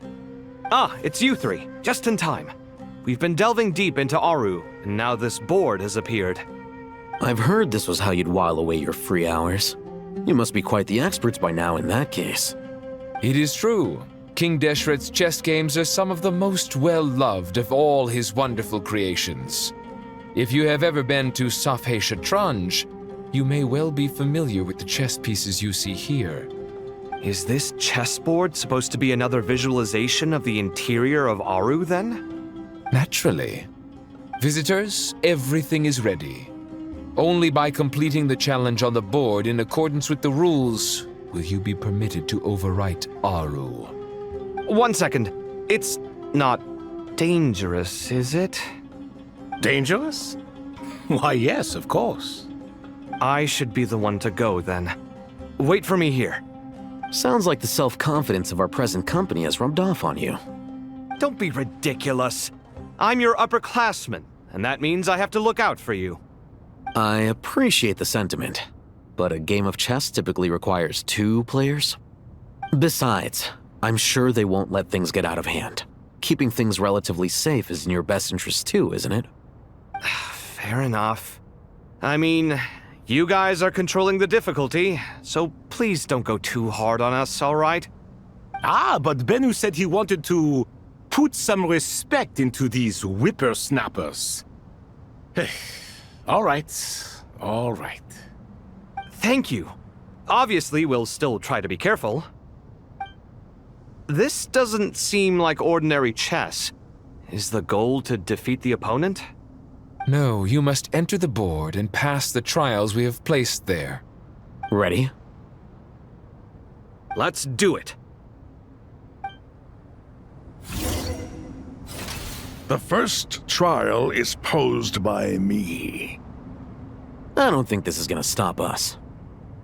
Ah, but the key to this game lies in working together. Otherwise, you will be deemed to have broken the rules. Looks like it's up to me. Marak, can you open it? King Deshret's favorite primal construct. Living on in suitcase form, of all things. Amusing. Ho ho! Excellent work.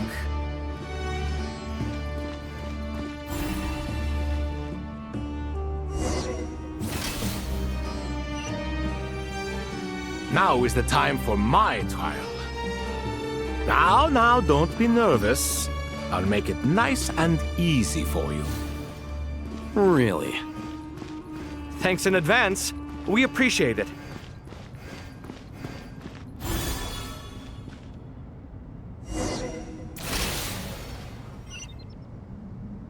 Ibis King, don't you think this all rather inappropriate? You may as well be handing them victory on a silver platter. Do not expect me to follow your lead. Ha! Suit yourself.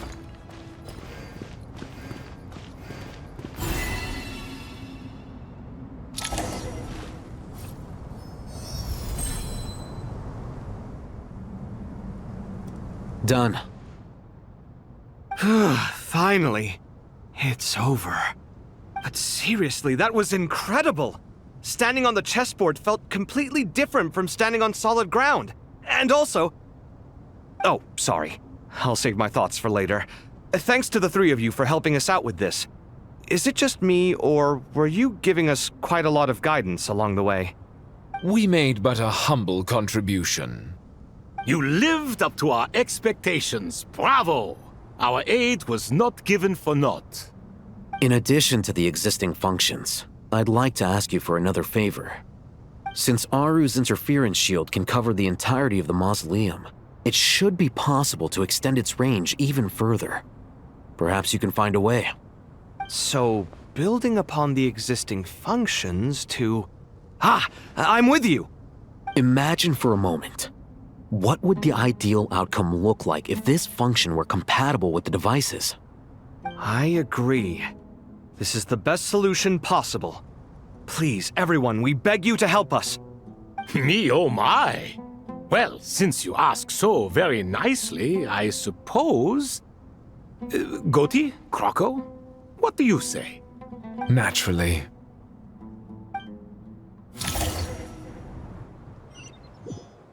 Time to go! Let's go find Nahida! There you are. Miss Nicole truly is an angel. She shows great wisdom in guiding others, and she has already sent word to Natlan on our behalf. She said that while the other members of the Hexen Circle are busy with important work, she is quite free, and she is more than willing to accompany the people of Sumeru for the entire journey.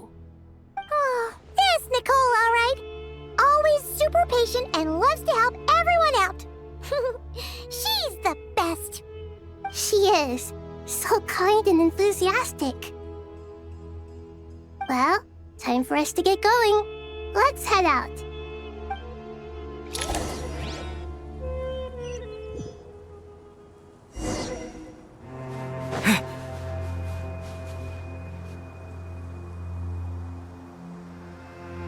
This should be one of the closest places to Natlan in all of Sumeru. There's the barrier Nicole and Nefer mentioned. It completely cuts this nation off from the others. But why? Why separate you from the rest of the world now, specifically? And if I'm not mistaken, Irminsul was polluted once before, wasn't it?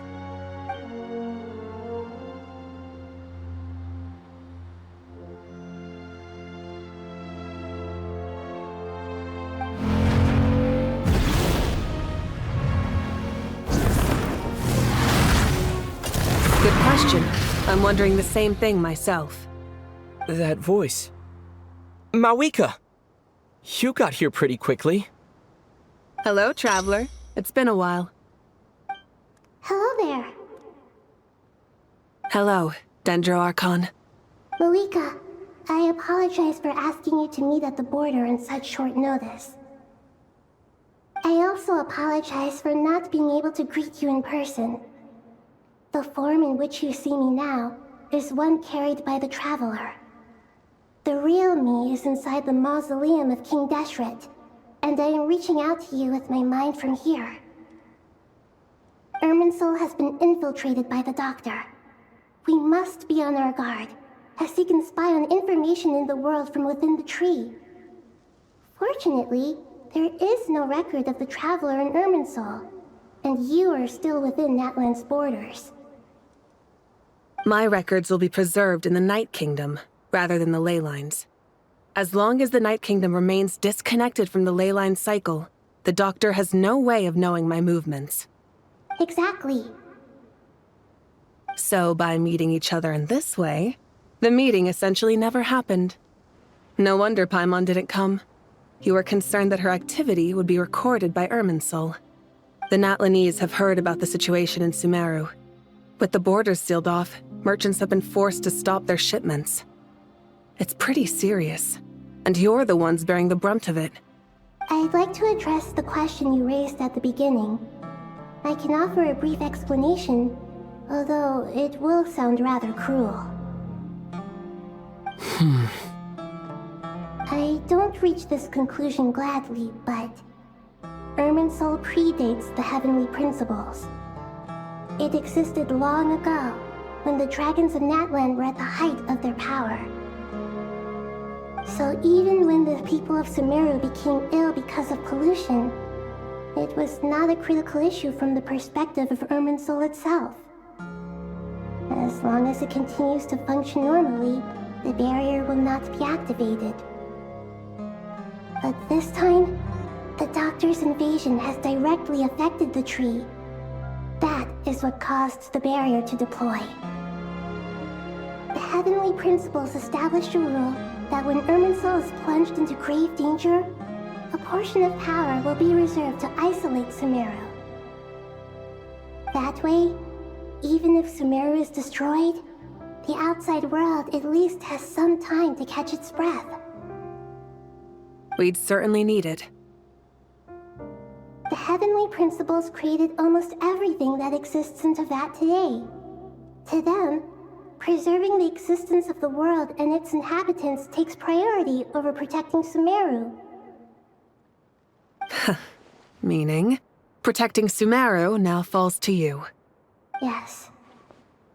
My own power may be limited, especially compared to yours. But that doesn't mean that we're just gonna sit around and wait for the end. If necessary, I will utilize any and every means at my disposal. Nicole of the Hexen Circle didn't say exactly what this meeting was about. But after hearing everything you've said so far, I think I can guess where this is going. That's right. Nahida and I discussed it at length. We both know how presumptuous this is, but... You need the pyronosis, don't you?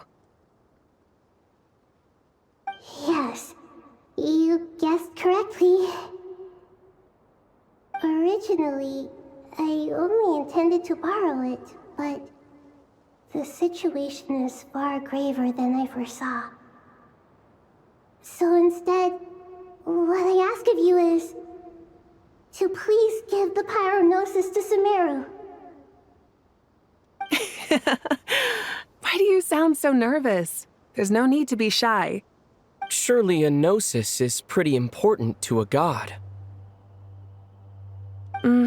I guess, but it's not as if losing it would suddenly render us powerless. But I'm sure you don't need me to tell you that. With all the nations you've traveled to, and all the gods you've met, you must have realized that by now. As far as I'm concerned, a gnosis is basically an elemental energy enhancer. But I don't usually use it. You know me. I like to think I'm pretty strong without it. Yeah, not about to dispute that. So you see, you don't need to sweat it. Here, take the pyronosis. Huh? Just like that? Uh-huh, just like that. To tell the truth, I've always toyed with the idea of giving it to someone who needs it more than I do. I know you accompanied Nahida here to try and increase the chance of success. It's a good thing you did, because your involvement is one of the main reasons you've managed to persuade me. Are you sure about this? Handing over your gnosis just because of me? I won't try to quantify it, but trust me. Handing over the gnosis to Tumaini is far from the craziest idea I could think of. Besides, even if you hadn't come here personally, I think I still would have agreed to Nahida's request. Irminsul doesn't just affect Sumeru. It impacts all of Teyvat.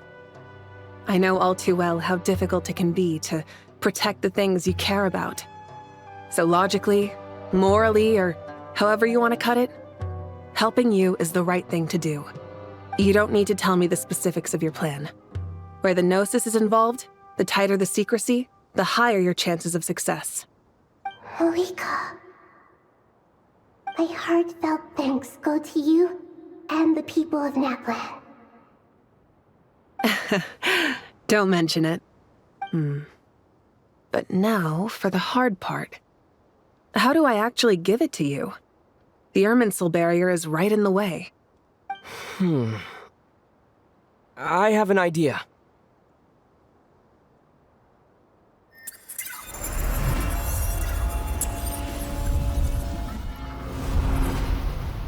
Just as I thought.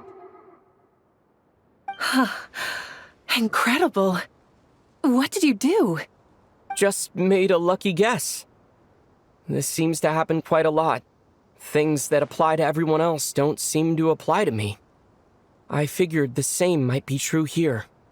Irminsul usually produces effects based on the records it holds.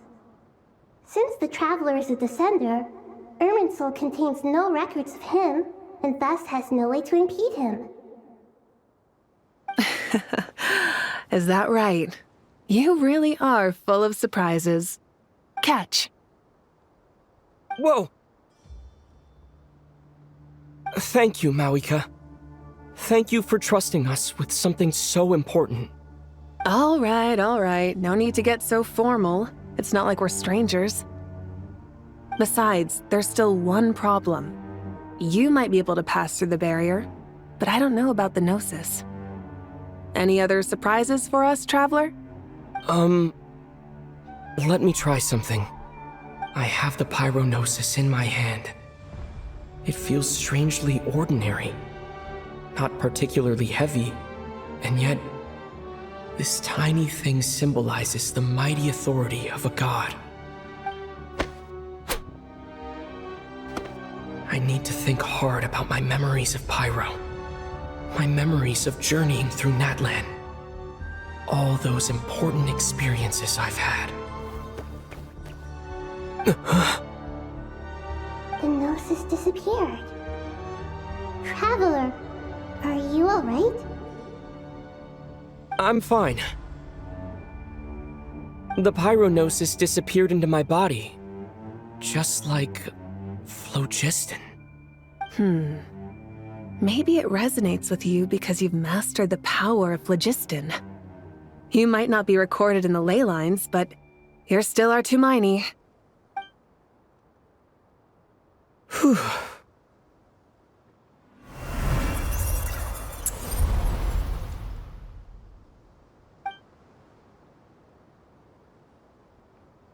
Please allow me to express my gratitude once again, Malika.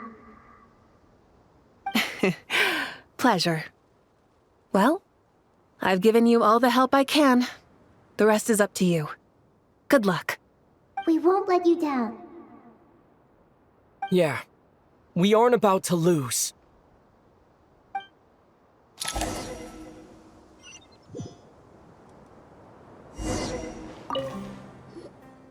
Traveler, Paimon, how are you feeling?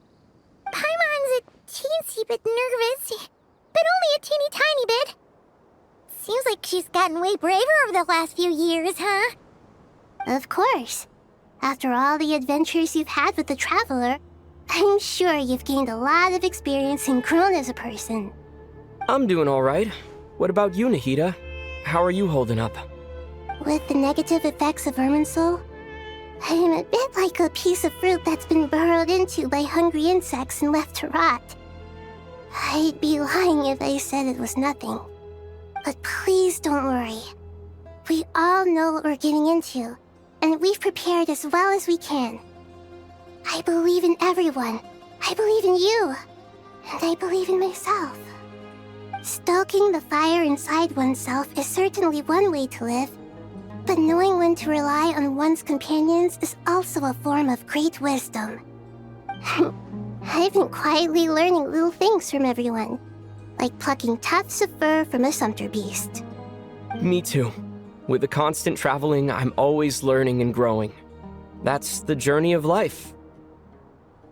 I think there's someone else here who would share that sentiment. Don't worry about what I think. I was just passing by and happened to overhear your conversation. What are you talking about, Hat Guy? This is the top floor. No one passes by the top floor. Says who? You can fly just like I can. I would have thought it makes sense to you of all people. I don't know why, but I feel a little more relaxed now. It shows that you feel comfortable laying down your burdens in our presence. It means that Sumeru is a place you can trust, where you know we have your back. And we feel exactly the same way around you. That's what it means to be friends.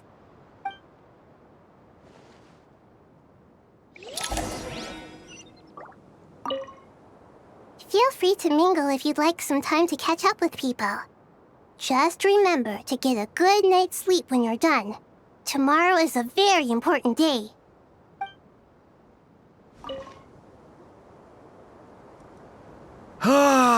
It's finally done.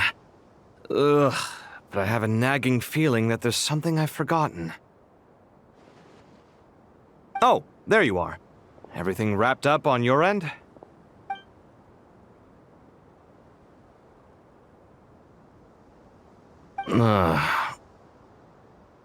Okay, fair enough. That was a pointless question.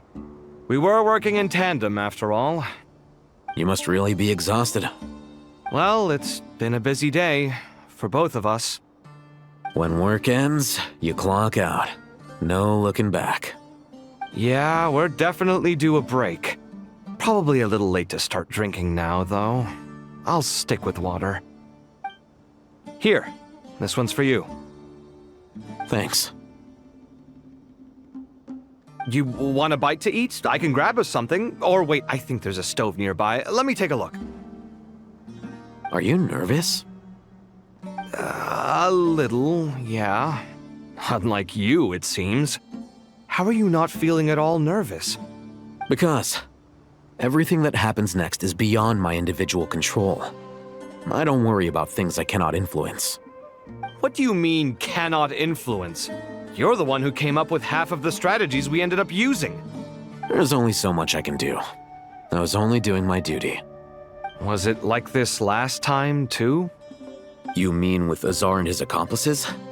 Yes and no. The situation back then was easier to control, but we weren't as prepared as we are this time. So the enemy is stronger, but so are we. I still vividly remember the way you interrogated me in the library after the fact. Where were you when Sumeru needed you most? If your memory is so vivid, you might also recall that it was you who came looking for an argument. You're often the one who initiates these things, you know. I came for a conversation! I didn't know it was gonna turn into an argument! Anyway, at least I showed up this time. So, what do you think? What do I think? I think we're certainly better off for it. It's good having me around to help out, huh? Absolutely. As a citizen of Sumeru, you displayed a remarkable sense of responsibility in the face of disaster. Certainly feels that way. I just shudder to think how the world would have ended up if we hadn't gotten control of the situation. So, do you think this is what impending disaster looks like? The sky is so clear, and there isn't a whiff of decay or destruction in the air. It's hard to imagine that the fall of humanity could happen on an ordinary day like this. Awful things happen all the time. Sometimes people can stop them, and sometimes they can't. What you and I have done is increase our chances of stopping this one. Lofty ideals may provide no defense at all against nihilism, but perhaps little decisions can. Oh, nothing. It's nothing. I hope everything works out tomorrow. It will. As long as we stick to the plan, our chances of success are good. It's really strange. You're my junior, yet you always seem to act more like an upperclassman than I do. I think it's mostly a matter of temperament. Ugh. Walked right into that one, didn't I?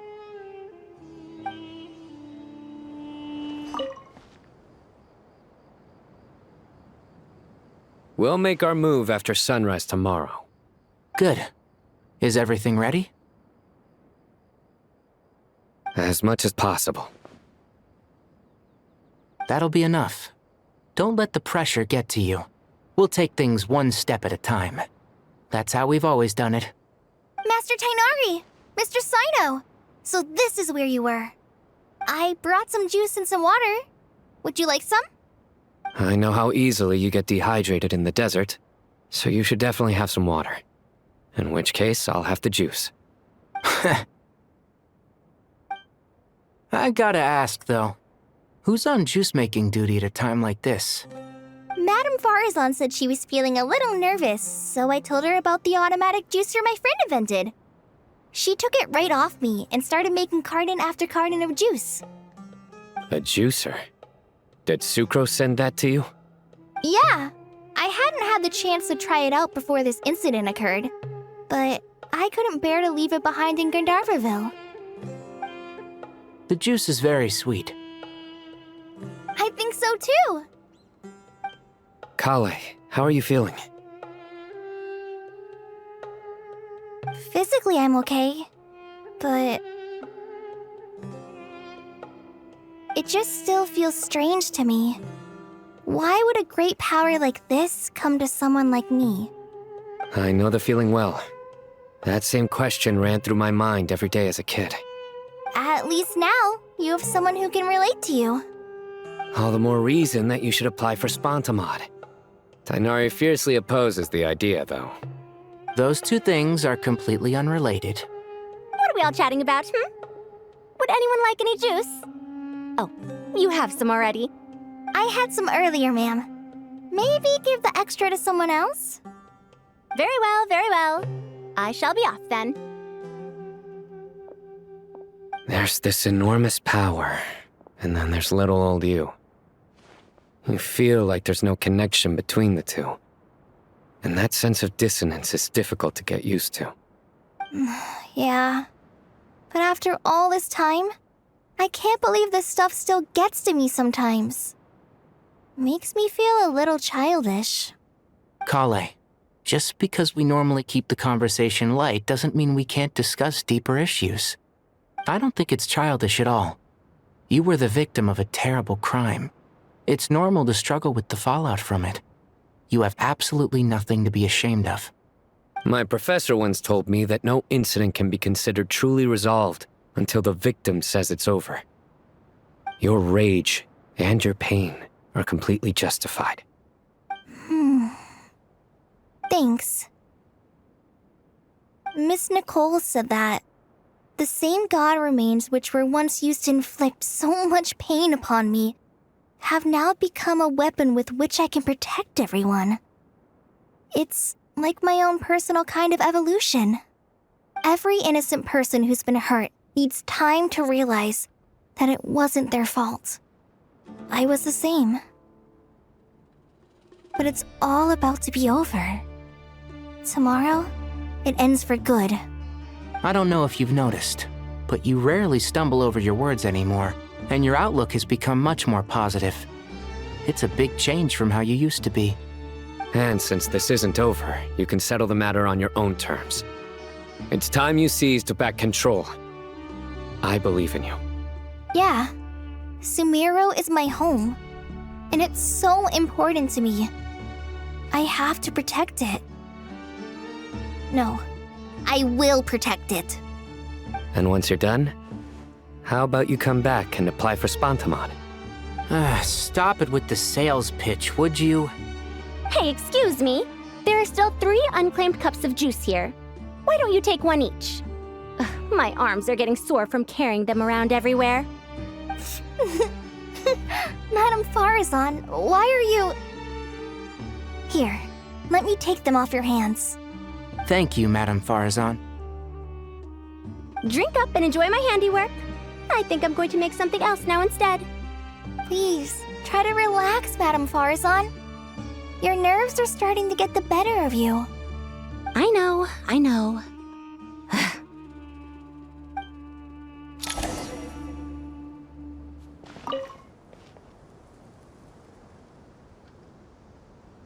Something on your mind, Miss Nefer? Nothing in particular. It's just... right now, the future feels strange and unfamiliar.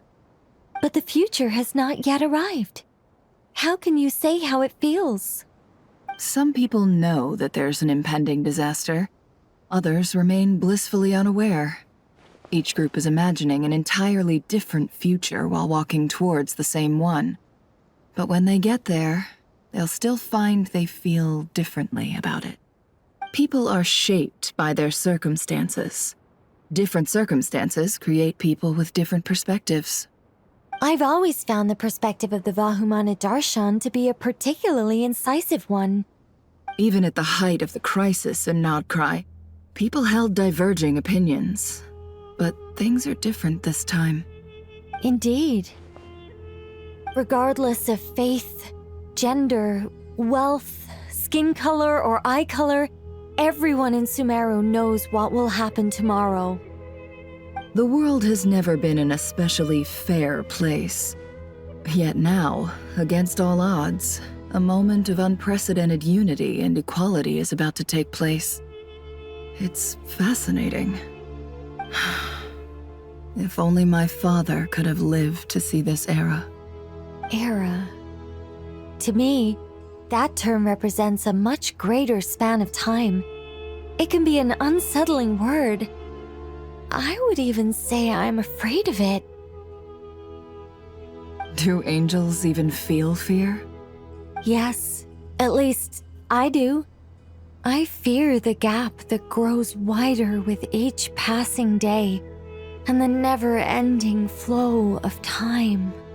Time renders all memories insignificant and reduces all splendor to nothing.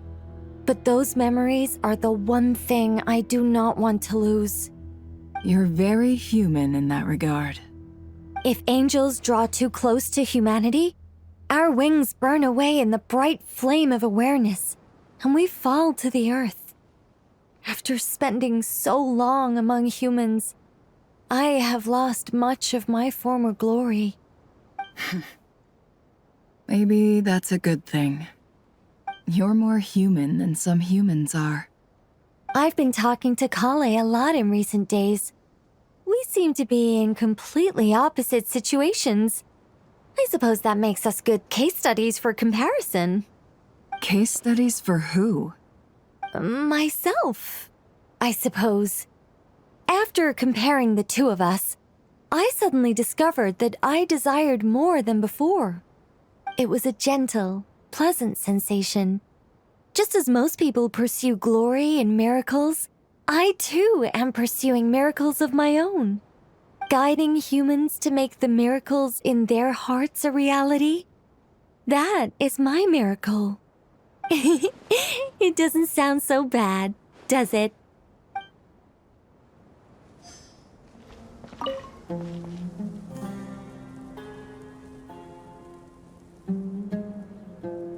Look at the time. I should head back. I'm so sorry. I was in a hurry and didn't look where I was going. Are you all right? I'm fine. Wait, you're... Have we met? Not exactly. I think we may have crossed paths by the house of Dana before. Oh. You're Hat Guy! From Vahumana, right? You recognize me? The clue's in the name, Mr. Hat Guy. Fair point. It's getting pretty late. What's keeping you up? I could ask you the same question. If I'm not mistaken, all the workload for the Ratawahist Archon wrapped up a good while ago. Well, I have something of a background in Satyavada life, so I was helping the Dendro Archon make some preparations. But I must have lost track of time. Did you find the experience enlightening at all? Honestly, it was tedious and uneventful at first. But eventually, I think I did sense some profound truths. But they also brought a lot of suffering with them. I was told that I even shed tears while I was meditating, though I have no idea why. Sorry. I hope I'm not scaring you. Not at all. It just proves you're very accomplished in your research. Good night. I wish you all the best for tomorrow. Thank you, sir. You too.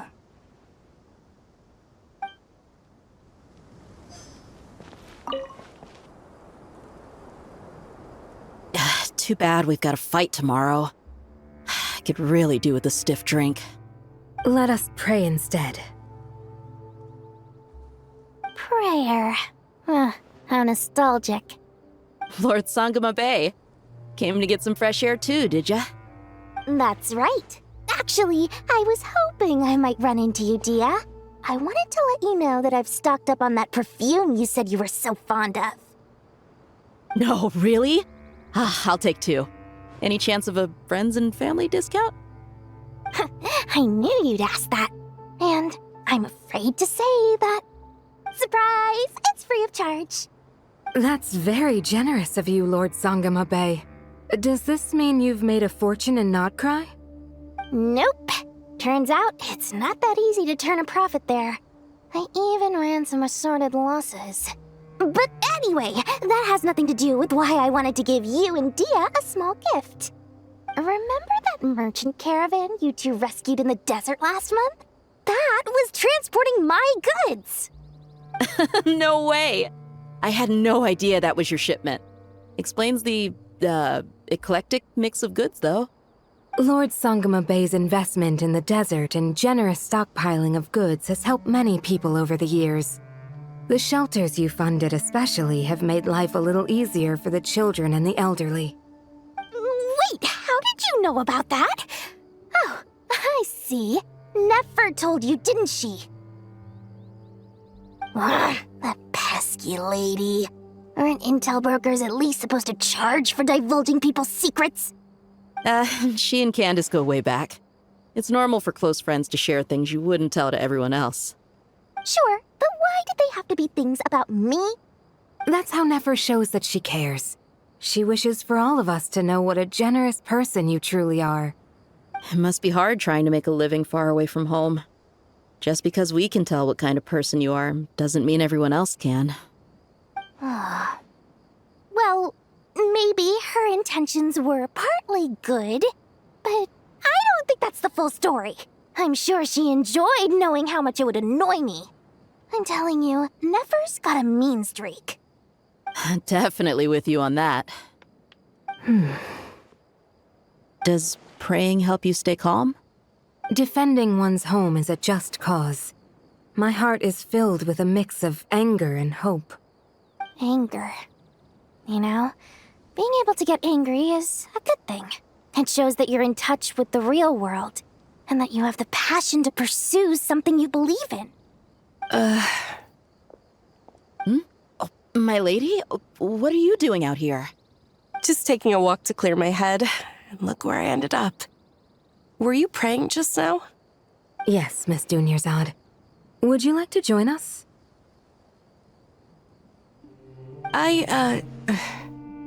Come on, it's fine. She won't mind who you pray to. Oh, then sure. I remember you, Miss Dunyarzad. You visited my shop before. If I recall correctly, the god you worship is the Dendro Archon, correct? That's right. She is such a gentle and kind god. But to me, she is more than just a god I worship. I see her more as a friend. And so do many others. She's not some almighty god who reigns on high, but a genuine friend. Agreed. She's a wise teacher and a good friend. I spoke with several people during the evacuation. Everyone's aware that tomorrow's battle is one that ordinary people can join too. A battle to fight for our friends and our homeland. Oh, it makes me glad. I can finally do something for those who protected me. You've grown so much since we first met. Oh, a compliment? Ooh, more please. Thank you. My lady, you've always been a remarkably strong and ambitious person. It's indisputable. And that's not just a compliment. It's a statement of fact. What are you praying for? Our beliefs may not be entirely the same, but we both wish for the same thing. I pray that everyone will rise to the challenges ahead and return safe and sound. I pray for the safe return of all my companions.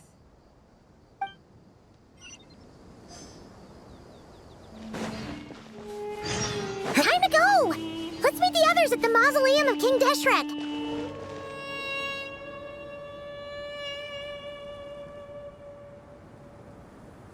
I have not felt this way in a long time. Standing up high, gazing out at the rolling dunes. One cannot know what freedom truly means without first losing it. The golden slumber truly lives up to its name as a dreamland. Though desert sands exist there too, no mirage, no matter how glorious, can compare to true beauty. Dendro Archon, what is on your mind? I was wondering whose counsel I should seek on the questions in my heart. What kind of questions? So many. More than can be put into words. As I once said to a friend, we look, we see, and we comprehend. But the question still troubles us. What are the many disasters that this world faces, but the sum of all irresolvable questions? The biggest question you should be asking is how to seize victory. Yes. Although, I would express it differently. I must not fail. And so the question I am most curious about now is whether the path to victory will be an arduous one. What we declare to be a young sapling, we may, in fact, find to be a towering tree, if we would only cast aside our ignorance and look beyond the veil of time to see her true form. Nahida! We're here! Just in time. The preparations are almost complete. Ready when you are. We're here too. Miss Nicole! Miss Nicole! You run so fast!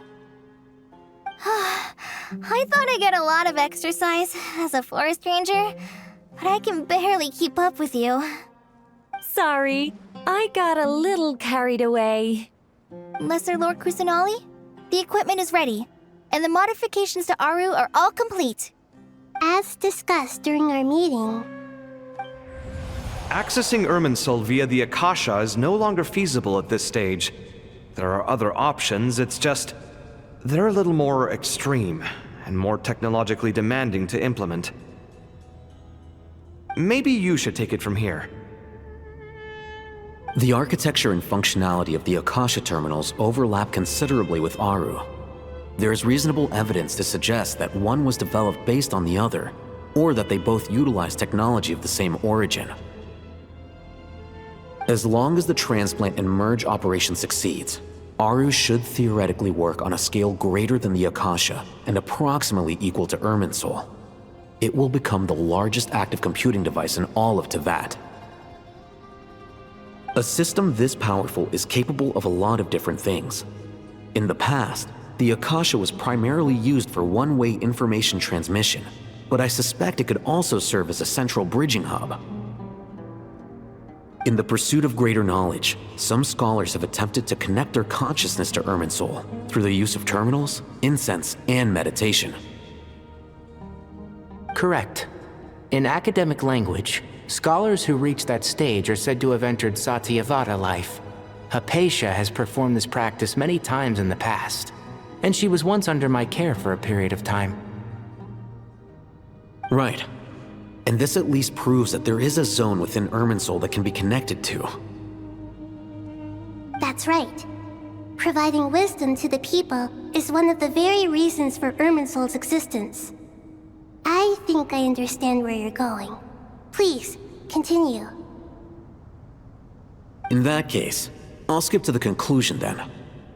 We need to further modify Aru, merge it with the Akasha, manufacture terminals, and distribute them to every single person we can reach. Every person? Even the desert folk? Yes, everyone. I've already calculated the amount of raw materials we need. So you mean we're going to get new Akasha terminals? Yes, but this time the people of Sumeru won't be using them to acquire knowledge, just to connect to Irminsul. That's the key. When we evacuated the city, we brought all the important assets from the House of Dana, in case we ended up needing them. Fortunately, this included the Akasha system's main terminal. We've checked all the relevant records, and one thing is certain. Nothing like this has ever been done on this scale before, so... Everyone in Sumeru is part of the plan. Whoever controls the people controls the situation. Since this function of Irminsul was introduced, it has only ever been made available to scholars, who don't constitute a particularly large group of people. But by expanding the scale to include all the people of Sumeru, all the individual connections will stack up to create a significant load on the system. Under normal circumstances, Irminsul would be able to cope with the additional load. But with it already being under strain from other activities, its remaining capacity is limited. Thus, it might be possible to shut it down completely by overloading it.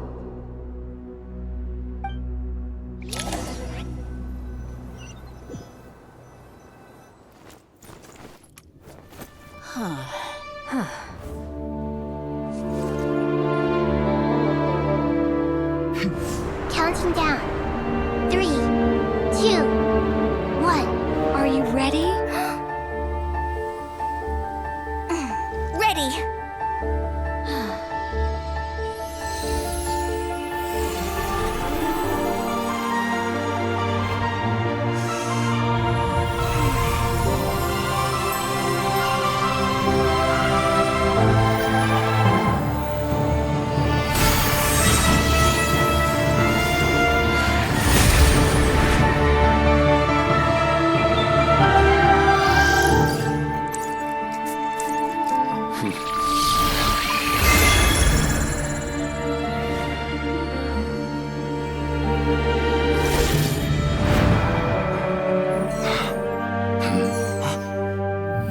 In the past, when people sought knowledge, they turned to the Tree of Wisdom.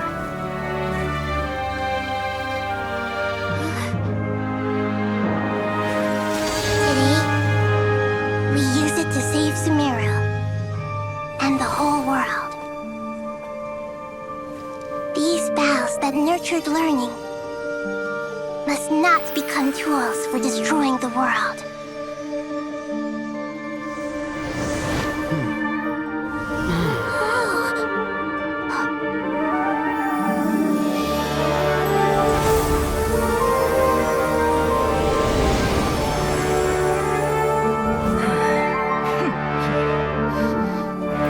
Stop. Please stop. End this transformation.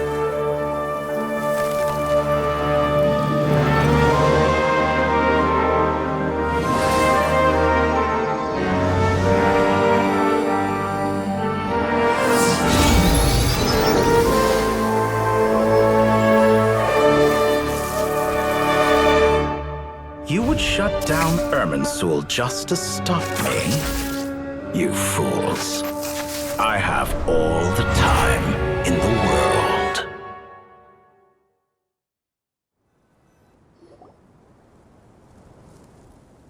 Success! The evil Irminsul tree is stopped growing! Great!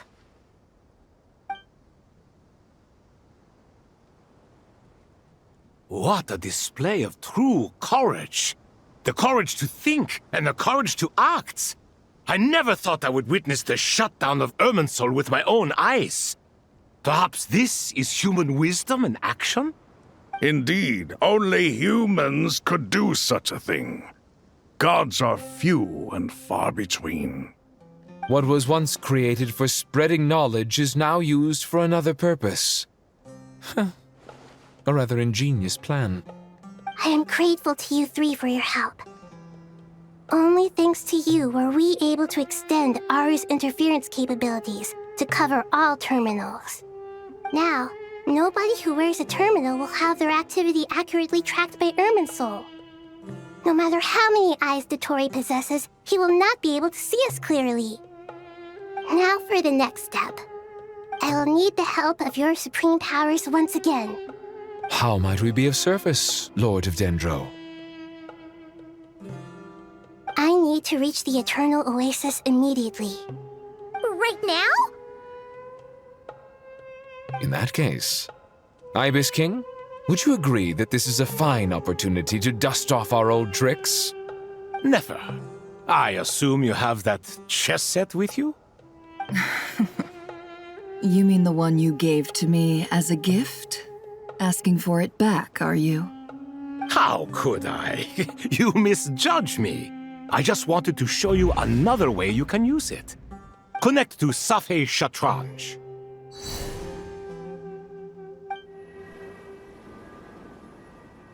Safhe Shatranj?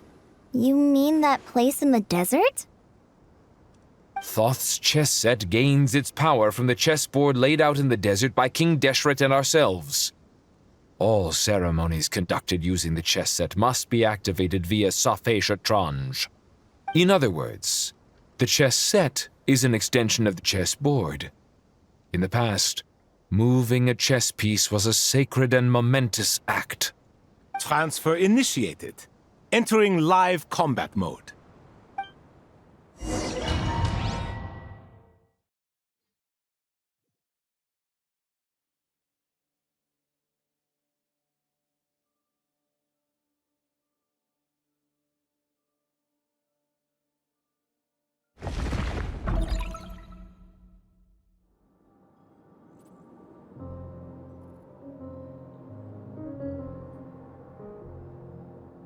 We haven't heard a single word from our spy in the desert.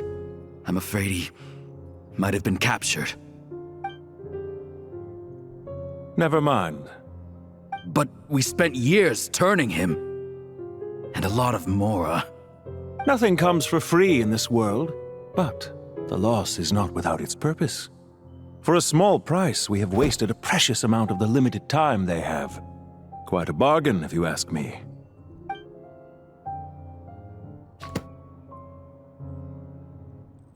Understood. Weighing profit against loss is a necessary part of life. But to tell the truth, I have been operating at a loss since this all began. Since many centuries ago, in fact. For instance, why would a banker act as the executor of a will? If you hadn't deposited your personal belongings at Northland Bank, I would have no reason to be here right now.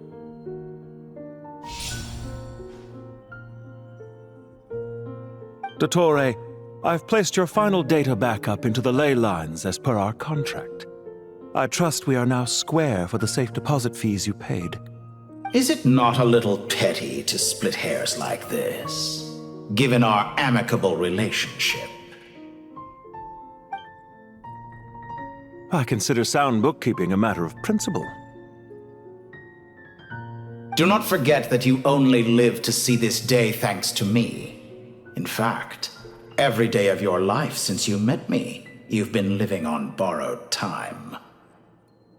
Why, that's hardly a fair assessment. I will concede that my survival was perhaps at your whim, but I became a harbinger on my own merits. Managing money is not like other professions. Mine is not a role I could have acquired based on your recommendation alone, and certainly not one I could have lasted so long in without genuine ability. The information stored in the ley lines is quite comprehensive. Rest assured, I have not forgotten how strong your pride is. Well, I presume you have no sense of fragmentation while talking with me. How could anything possibly go wrong with such strict measures in place? The remainder of your soul was split in two, with one half sent to Nodcry and the other stored in the most secure vault of the Northland Bank. Though I must say, your disdain for the other segments is quite amusing. Zandik is you, and you are Zandik. Zandik created the segments, yet you, a segment yourself, reject him. That is, Zandik, created segments of various ages in his later years. To achieve this, he had to freeze time and part with a portion of his soul. But as constructive as it sounds, it erases my uniqueness. If each segment is equally me, then by the same token, none of them are truly me. A soul living forever in the past inevitably holds different views than he did in his later years. The same thing that completes me also restricts me. You too might ask yourself which stage of your life you want to be preserved at. The day your business failed? Or the day you were framed by a gang and sold off to a medical lab as a test subject? We needn't dredge up the past. This undesirable plan was eventually scrapped. Lesser Lord Kusanali was quite right. I needed an opportunity to eliminate myself. And after that, I concluded that there was no more effective plan than directly splitting the soul. Once the soul is transferred out, you will find that creating a physical body is far simpler than creating a puppet. The other half of your soul suffered a crushing defeat in Nodcry, you know. And yet in the process, I obtained the information I always wanted, did I not? Because now we finally know where the best testing ground truly lies. I once thought your ultimate goal was to ascend to godhood. But as it turns out, that was merely one of your experiments. Experiments take many forms.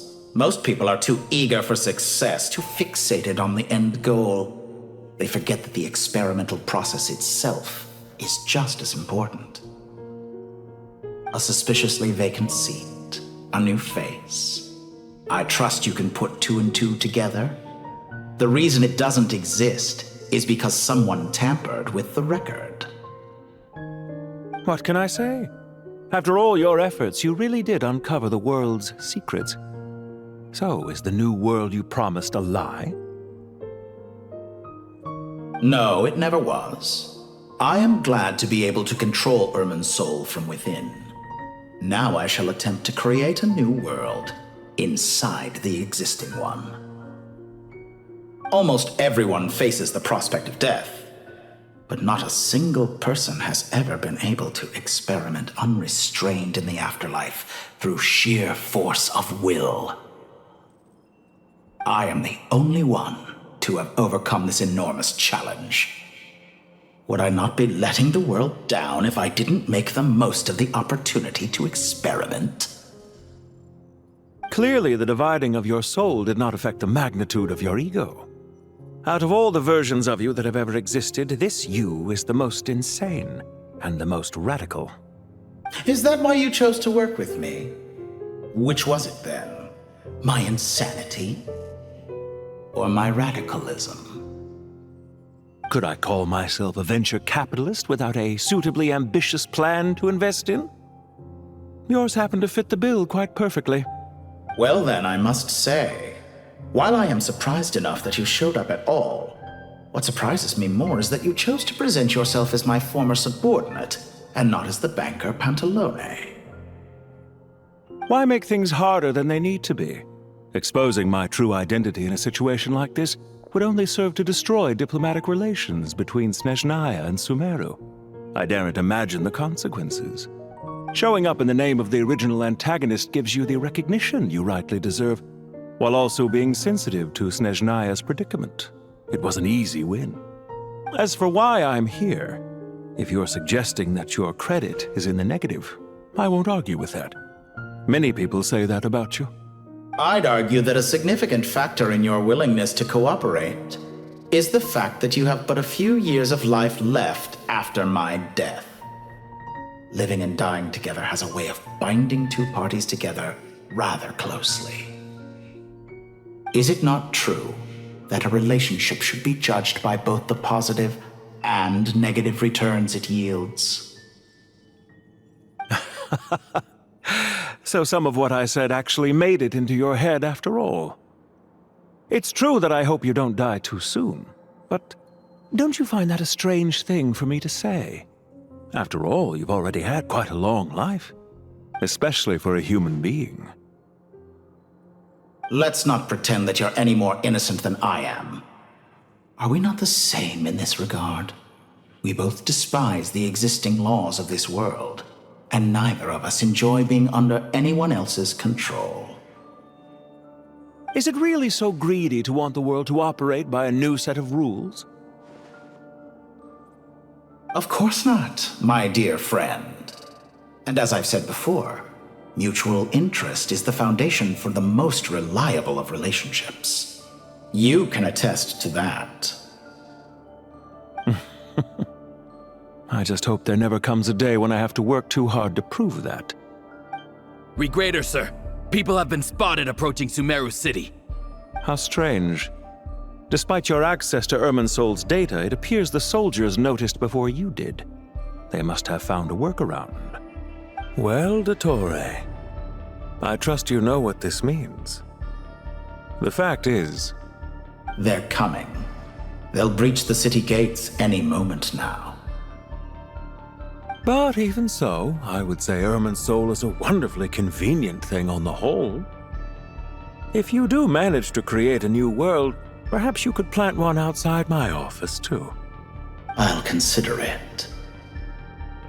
What do you need me to do? Stall them? The experiment will take time. Stall them for as long as possible. Very well. But you're really asking for the moon here. Have you heard this story? There was once a guilty man, kneeling in the center of a church while an angry mob outside waited to bring him to justice.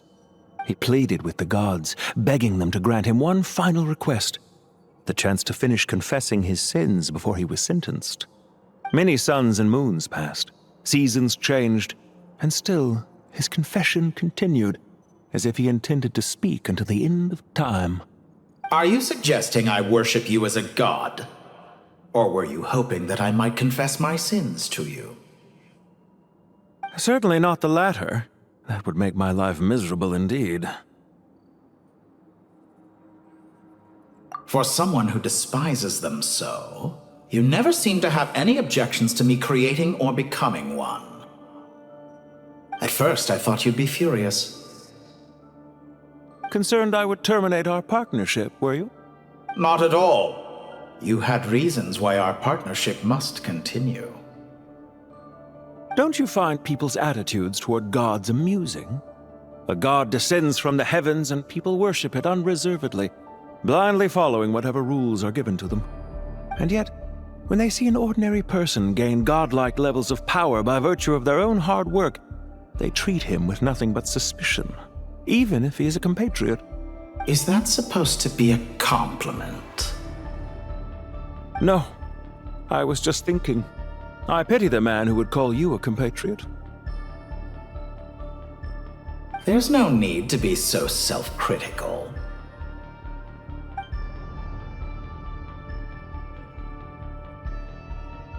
I know it's a little late in the day to be asking this, but how have you been keeping? I'm flattered that you would take the time out of your busy schedule to consider my well-being, Doctor. The part of your soul that went to Nodcry caused quite a stir, sending our organization back to the drawing board on numerous fronts. It was quite a headache for everyone involved. Dear me, I must have caused you no end of trouble. You certainly did. I had the rare honor of being summoned before the Tsaritsa with Pulcinella to answer for myself. A terrifying ordeal. Don't worry, I pulled through. At most, it's a public relations nightmare. I made sure of that. Now I'm curious. How did you explain yourself? Oh, it was quite simple. I just pinned the blame on someone who wasn't there to defend himself. I could hardly be expected to defy the demands of someone as insistent as the Second Harbinger, now could I? How you slander me. You know full well that I am perfectly amenable to reason. There's no question that you are partly to blame for the ruin of my reputation over the years.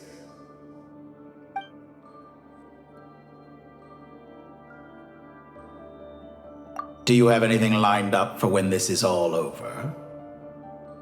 Hard to say.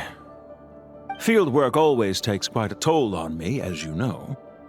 Once I'm back at Snezhnaya, I'll start with a well-earned cigarette. Why are you so eager to ruin your lungs after I went to the trouble of replacing them for you? If you have an issue with it, feel free to try to stop me.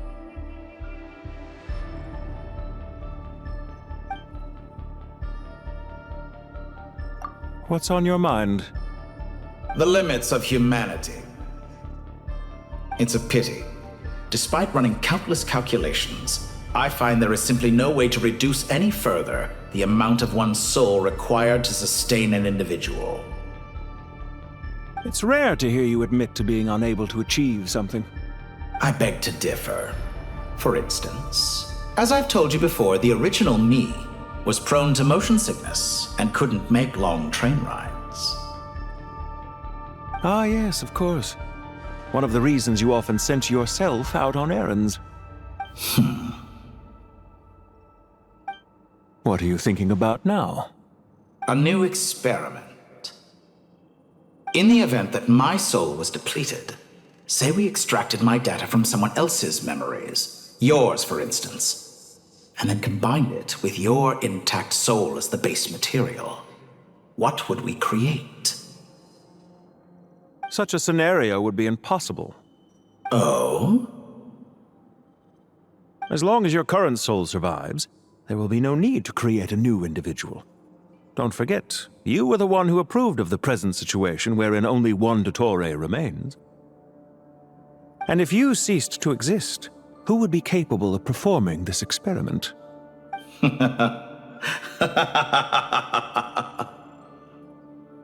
Since the day I met you, you've always excelled at talking your way out of a quandary.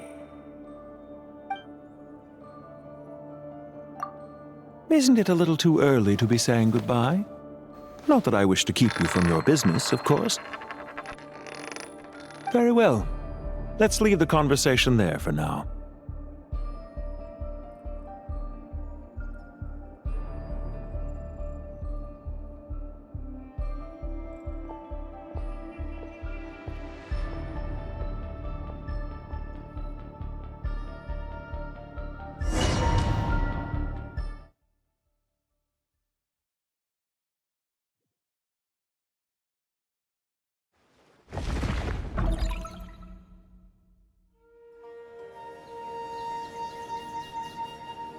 The power of King Deshret's 7 pillars is truly remarkable.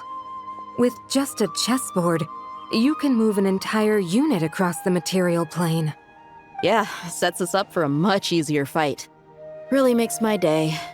The last time we stormed the city, it involved a lot more running around. I wonder how many people can say they stormed a city twice in their lifetime. I was just thinking that. I've definitely had more than my fair share of unusual experiences in my life. This is my first time here, actually. We never usually leave Gandharvaville. I hope this will be my last time. Does everyone have to chime in? Can't we just fight? What an amusing comment, my dear lady. Yet humans often alleviate tension via small talk, do they not? Whoa! Why is Candace's shield talking? Because the image on her shield is one of me. And I, of course, can appear wherever I wish to.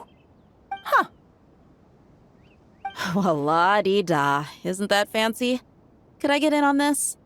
You wish for your gauntlet to speak? Why, certainly. Ahem. I think you'll find that it is I whose image is carved hereupon. Thanks. Definitely feel stronger now. You're welcome, my lady. I am glad to lend you my power. Sino, what's the situation? There are troops stationed at every entrance. As we expected. A frontal assault will suffice. Everyone, stick to the plan. We'll take the main entrance. You head for the House of Dana's side door. Move out.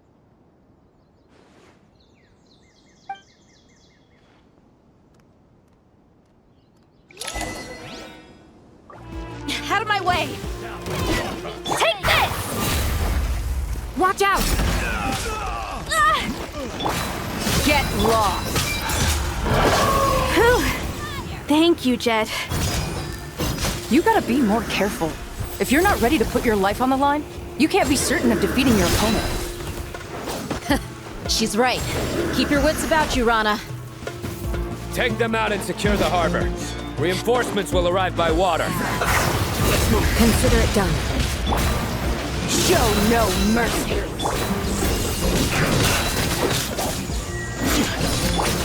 Ha!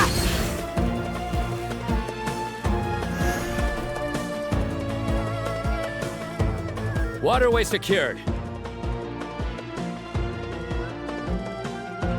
Brothers! Sisters! Perfect. Just in time. Welcome. Once we've linked up, we'll continue the advance.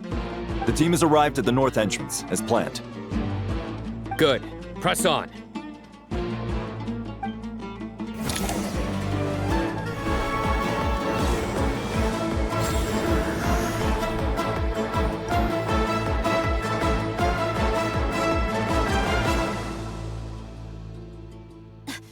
out! It's an ambush! Finally. We need to hurry. Take the middle road now. Mahamatra Sino, area clear. Don't relax just yet. More Fatui approaching from the right.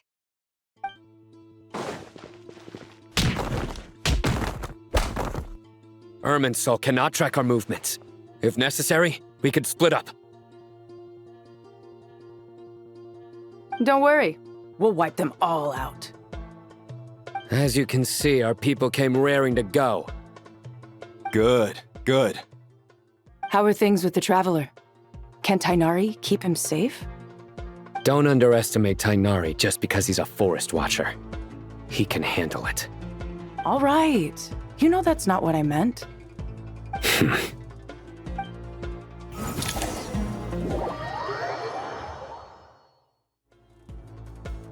Sino and the reinforcements have drawn the Fatui's fire away. It's our turn. By using a cluster leaf of cultivation, we can pass through certain terrain silently. Good luck with that. We'll just fly up there. Huh? Oh, yeah. Paimon forgot she could fly. Ready? Ready.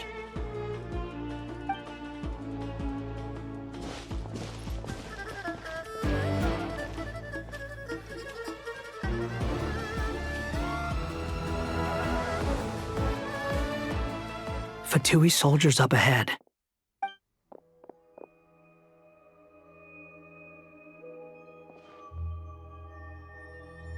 Careful. Prepare for battle. Hey! There's people over there. You have some nerve showing your faces here in the center of Sumeru City.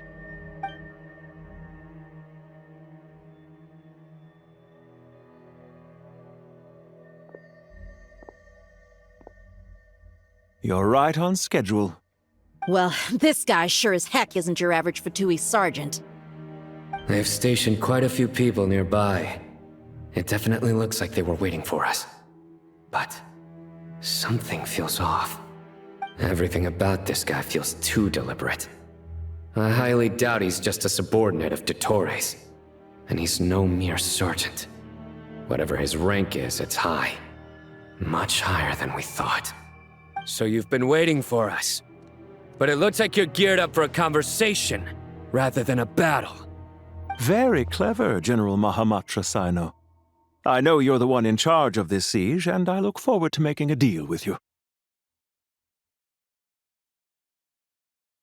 A siege? Sumeru City belongs to us! Historically, yes. But things can always change. We have quite a sizable force with us, you know. For instance... There's a Fatui ambush at the north gate. Can you handle him? We can for now. Yes, I'm quite sure both sides can hold their ground for the time being. The battle has not yet reached its climax. But what happens next? Do you enjoy watching bloodshed? Surely some of those here are people you count as friends. Once a war begins, some people must die. I doubt you wish that fate upon anyone you know. Wait a second. It's a trick. He's not even there. Silence! He disappeared. What was that? A ghost? Curses. He was never there to begin with. That was just a shadow projected there to lure us in. Enough talk. Attack! I apologize for being unable to accompany you at this crucial moment, but I am compelled to leave for reasons beyond my control. Please excuse me. Sumeru's General Mahamatra is quite ruthless. It's a good thing I wasn't there in person. Your illusion held them up for a time just fine. But now that they have seen through it, they will realize you were just a decoy. Decoy or not, what matters now is that they will be heading your way imminently. Not imminently. They are already here.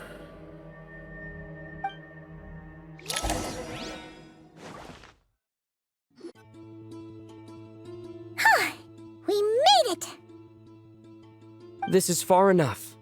Tainari, you go help Sino. Don't worry about us. We'll manage from here. Are you sure you don't need me to stand guard? No need. Once the connection is established, we'll disappear from the sanctuary of Surasthana. Go help the others. All right. Goodbye for now, then. Please tread carefully.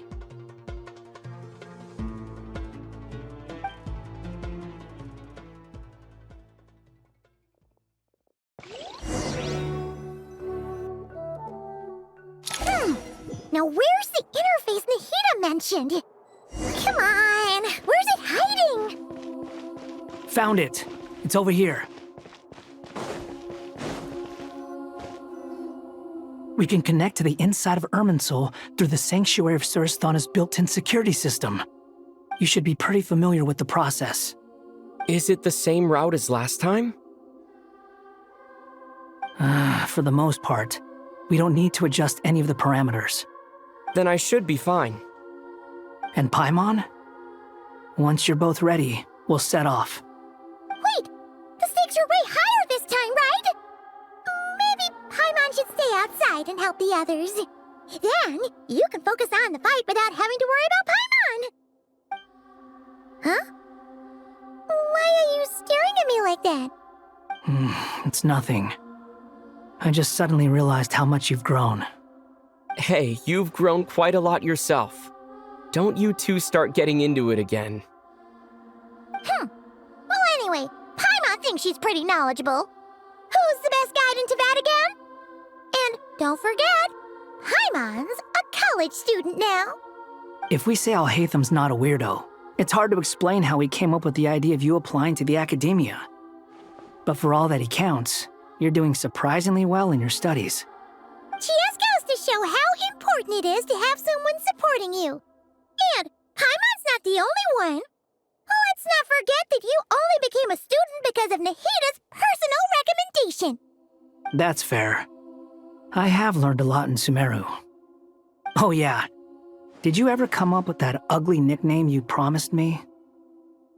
What? No way! We're friends now! Paimon gave up on giving you one ages ago. Anyway, isn't Hat Guy enough of a nickname for you?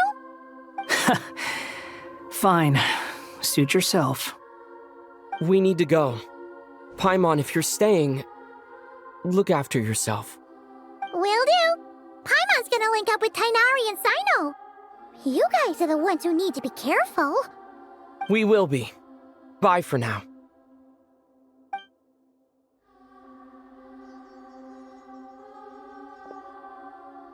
Initiating connection.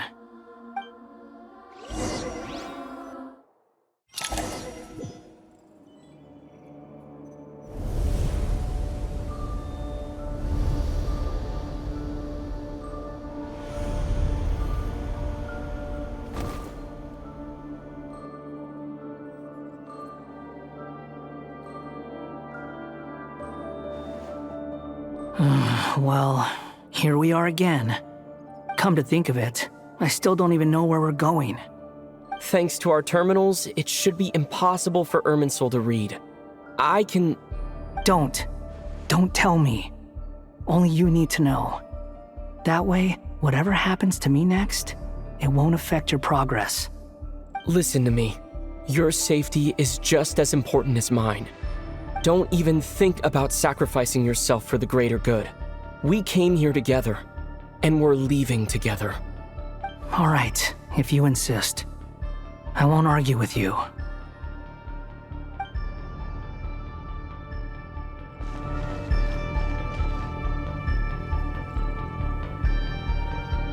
This place looks so different from how I remember. It's unrecognizable. It's a complete mess. Like someone's turned the place upside down. Must be Dottoro's doing.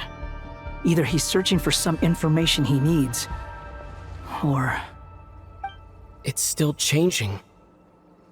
He has to know we've entered Irminsul. But luckily for us, he can't pinpoint our location. Be on your guard. Don't let him find us. The red parts have probably been corrupted by Dottoro's power. Don't touch them. or you might alert him. He's looking for us. Tread carefully. That wall could be a problem. Fortunately, it looks breakable. Give it a shot. The same old trick again? Are you kidding me? Let's handle it just like we did before. This cheap trick isn't gonna stop us. Oh no, it's a trap. Is that why he was using the same trick over and over again? To get us to lower our guard?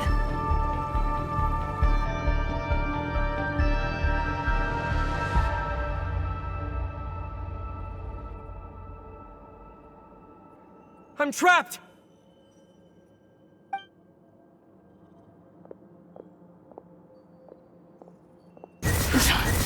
Why won't this thing budge? Hello? Hello? Can you hear me? Nicole, is that you? Yes, it's me. I'm monitoring your progress from inside the Eternal Oasis, and I have to say, this terminal is simply marvelous. It makes tracking you so much easier. I couldn't see anything at first, but now that you two are inside, I can use your location with support from the terminals to get a partial view of the situation inside Irminsul. It's not the clearest image, but it's better than not being able to help at all. So, here I am. I can't intervene directly, but I can help to guide you out of the jam you're currently in. So please, just follow my lead. Dottore in his current form is a blight upon both Irminsul and the ley lines. Pay attention to your surroundings. There must be sources of his contamination nearby. The corrupted... Is that one of them? Precisely. Take it out. Good work. But we're not done yet. Stay close, and let's see if we can find any others like it nearby. This must be another one. Agreed. Now... Oh, wait! Watch out! It's Dottore. I think he's found us.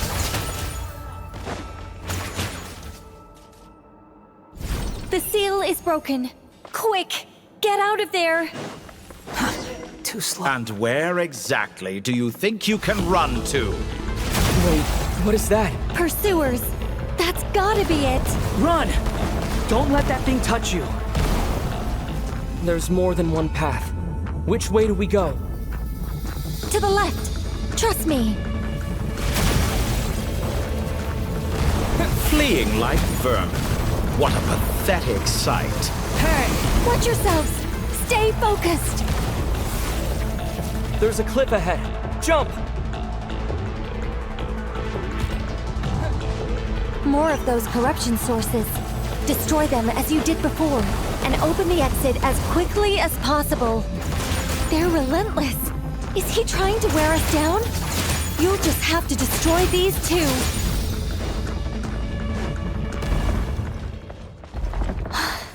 I think the pursuit is over. Hard to say. Stay alert.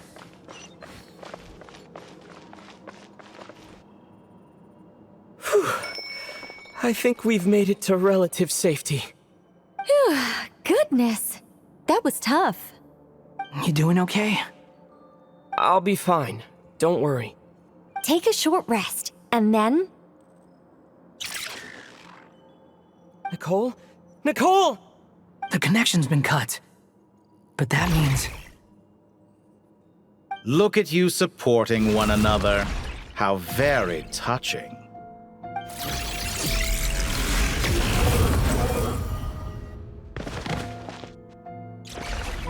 Dottore! Took you long enough to find us. You're more useless than I thought. Oh, really? I think I deserve a little more credit for my methods than that.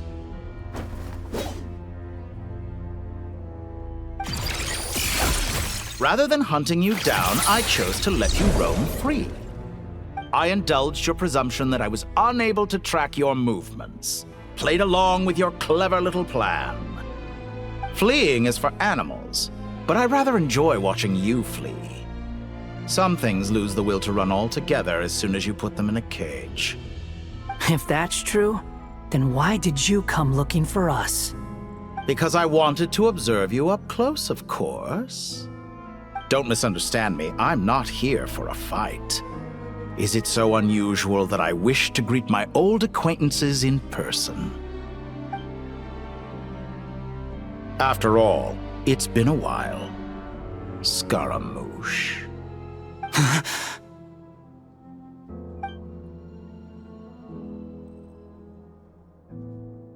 Why are you so afraid? I have done nothing unprecedented in discovering the truth. Nor did I go to any great lengths to uncover your story. You made a bold series of moves in deciding to erase yourself, and with the power of this great chronicling device called Irmin's Soul, you were able to achieve something quite remarkable. Once most people form an opinion about someone, it tends to imprison their mind. Yet you managed to erase every trace of your existence. A novel take on death indeed. However, this meant that you stood out to me all the more when I saw you in Nodcry. I didn't even have to go looking for you. Just the sight of you was enough for me to intuit the truth. For someone in my position, connecting the dots was a trivial affair. It would have been more surprising if I hadn't managed to piece it together. You seem very pleased with yourself for figuring it out. I'm sure you'd even be more delighted to learn the full extent of your crimes. That would hardly be necessary. Besides, isn't there something that concerns you more right now? Something that fills you with dread? Let me put your mind at ease. I have no intention whatsoever of restoring any of the records you deleted. For one thing, it would be exceptionally difficult. But more to the point, I doubt that the prospect of losing your current life is all that frightening to you. Because in your case, the cruelest twist of fate is that you'll never again have the chance to make up for any of your mistakes. Isn't it? Dottore?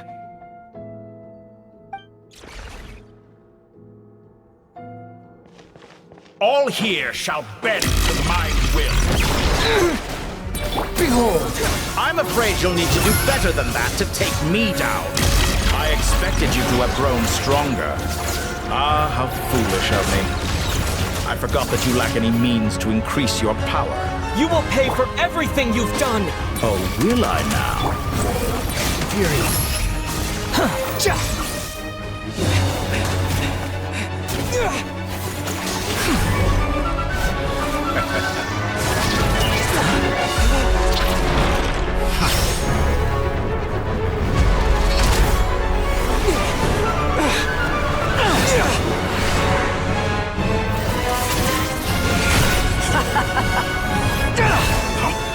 Does the prospect of death amuse you? I could ask you the same question! I'll distract Dottore. You focus on the mission. Got it!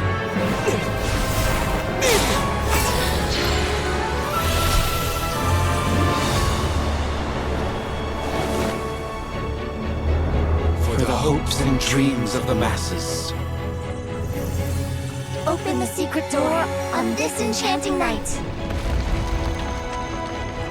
May wisdom's light eradicate ignorance and darkness, and hereby fulfill our ancient vow.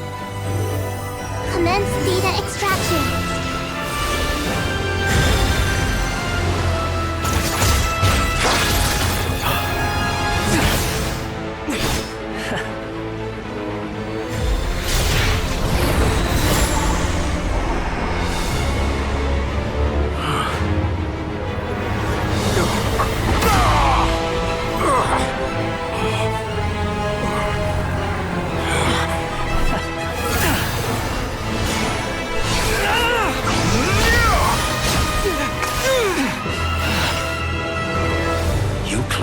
Outdated ideals and stand in the way of progress. You will pay for interfering with the grandest experiment of all time!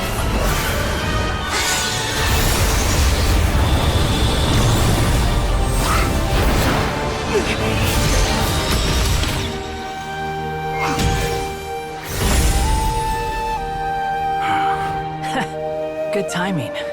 Dottore, as clever as you are, you fail to understand wisdom. Wisdom takes many forms, but the path you have chosen eschews them all. Huh.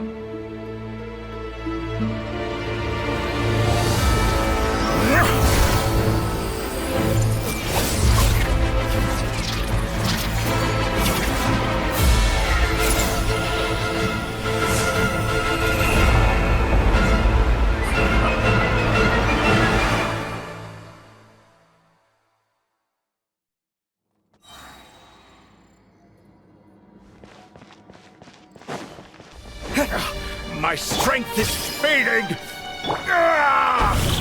Since you are within Irminsul, it stands to reason that any power you wield comes from it.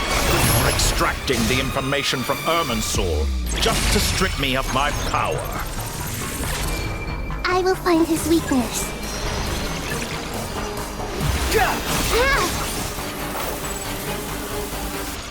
I admire your attempt to introduce a new variant, but it's nowhere near enough!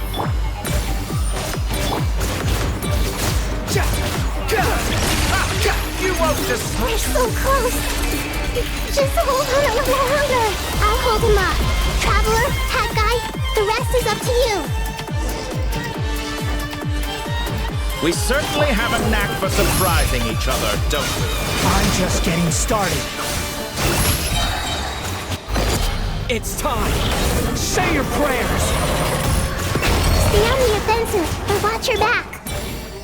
Finally, time for you to die. Excited? Time for me to die? How could I have reached this place if death was something I feared? The last gasp struggle of a dying man is a pretty pathetic sight. And I know it when I see it. We shall see about that. It's time! Say your prayers!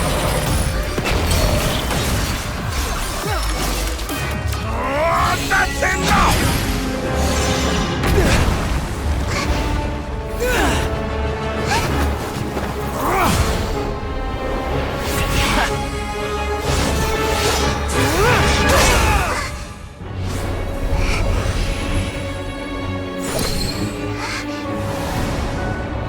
It's all yours. Do with it as you see fit.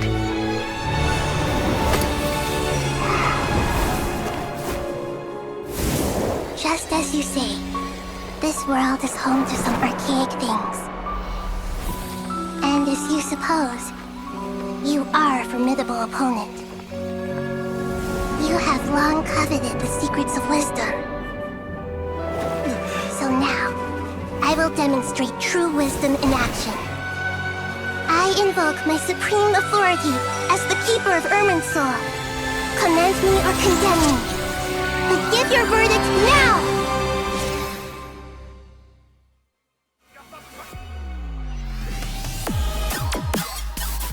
Blessed One of Wisdom, Mahakusaladhama, are you certain that you wish to exercise your authority to destroy Irminsul?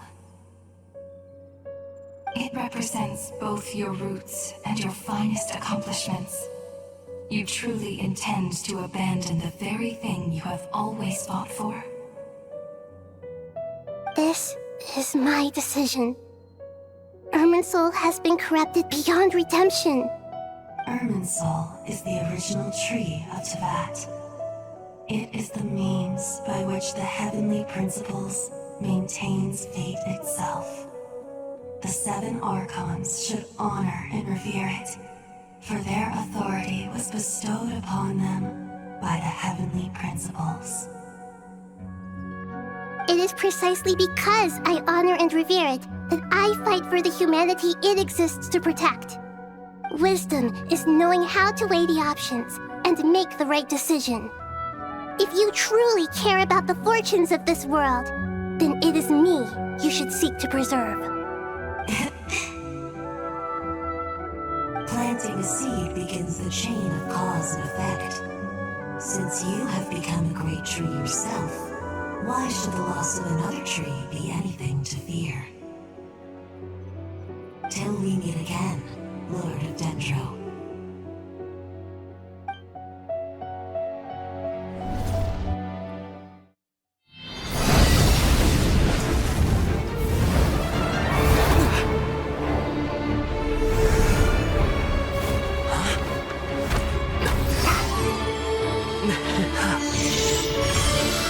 The first flame. The pure, cleansing fire.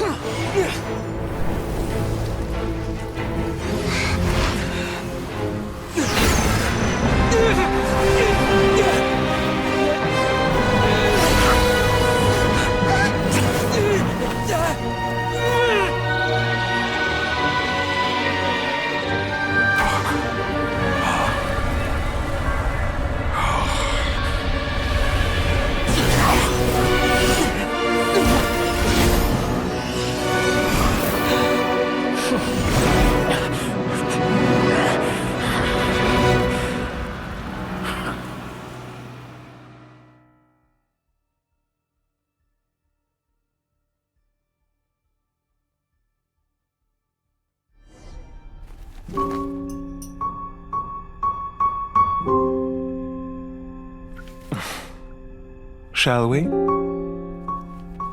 Where were we? I was suggesting that you needn't perform when signing a contract. You're only sitting here because your bank demanded an evaluation of the trustee. So you told a story about a young scholar from a merchant family in Sumeru? I told a compelling tale, didn't I? The post-expulsion story is far more captivating. The human experiments or the elixir of immortality? The part where you die. Ah, yes. My favorite part. The 35-year-old Segment thought of himself as Dottore, reserving the name Zandik for the original specimen. Of all the Segments, he was the most selfish. After his expulsion, Dottore searched for a new direction. He joined the Fatui, studied Elazar in great depth, secured resources. He was rather fortunate in his career. Zandik turned to Conrian technology and successfully created his segments. But this was not immortality.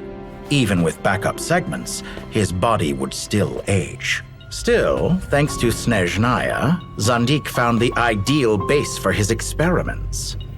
Then a perfect partnership materialized at a crucial moment. The year that both parties realized they needed more time. Fortunately, Zandik succeeded. In a miraculous turn of events, he gained the extra time he needed. I seem to recall it differently. All right, it's true. No matter how much elixir he took, Zandik remained human and continued to age. Then, on the morning he turned 85... Help me up! Call for help! Surely he would be rescued, Zandik thought. But to his surprise, no one helped him. Zandik was too selfish for that. Don't forget, you're one of us. Yes, and we're all waiting. Waiting for me to die. Pantalone arrived for a meeting and happened to witness what followed. He found it unsettling. I never said that. But the Zandiks were unfazed. It was a rare opportunity for self-dissection.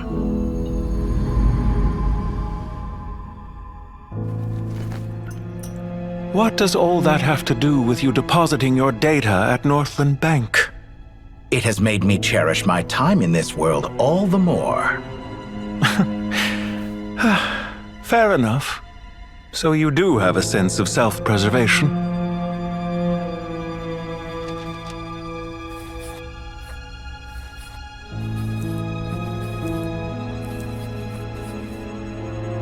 What do you mean? You're hardly normal, and you don't cherish life. You just don't want to admit defeat in the limited time you have. Even so, don't I deserve an interesting ending? I'm counting on it.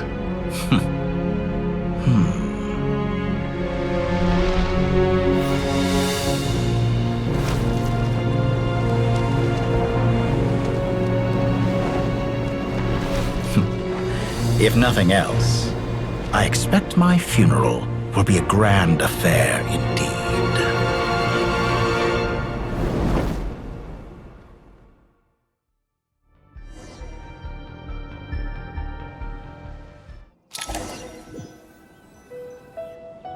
What a magnificent fire. In Snezhnaya, we light fires to ward off the cold. Fire, it seems, is antithetical to ideas such as cold, frozen, and unchanging. Perhaps it has always been that way. From the beginning, fire has been used to drive away wild beasts and warm the body and mind. You could say it's a form of treatment. One that cures the human heart of mortal fear. Mortal fear? Something you haven't been acquainted with in a long time, by the sounds of it.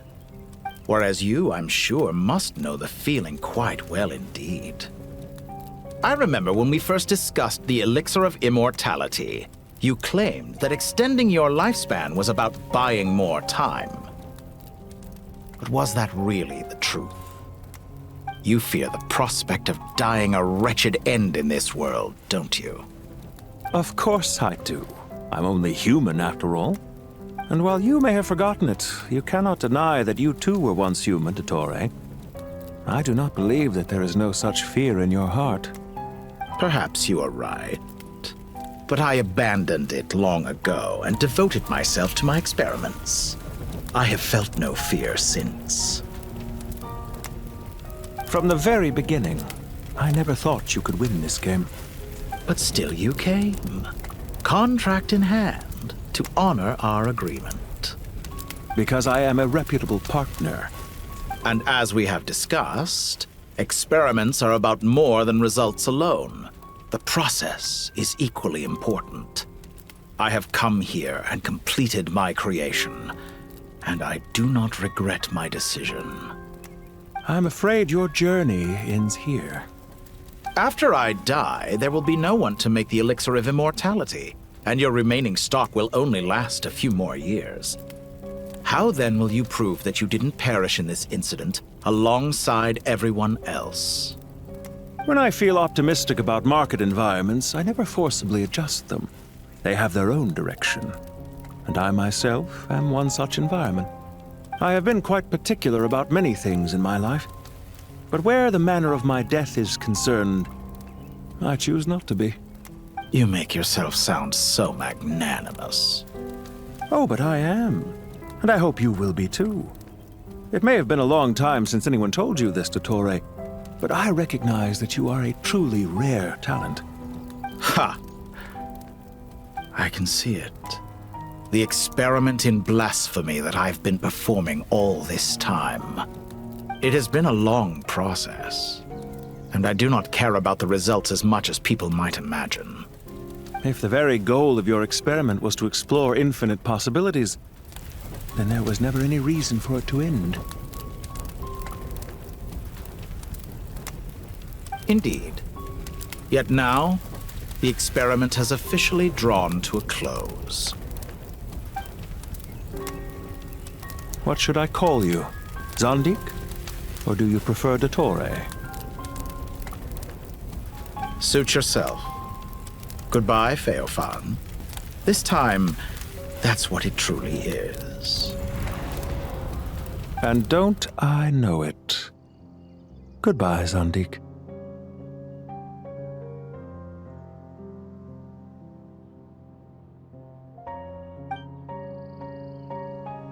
I could have carried out many more experiments, but to me, Lord of Dendro, this outcome is certainly not the worst. I believe you. But unfortunately, this is where it all ends for you. This experiment does not belong to you. nor do any of the results. Experiment. It sounds like you're trying to outdo me in my own field.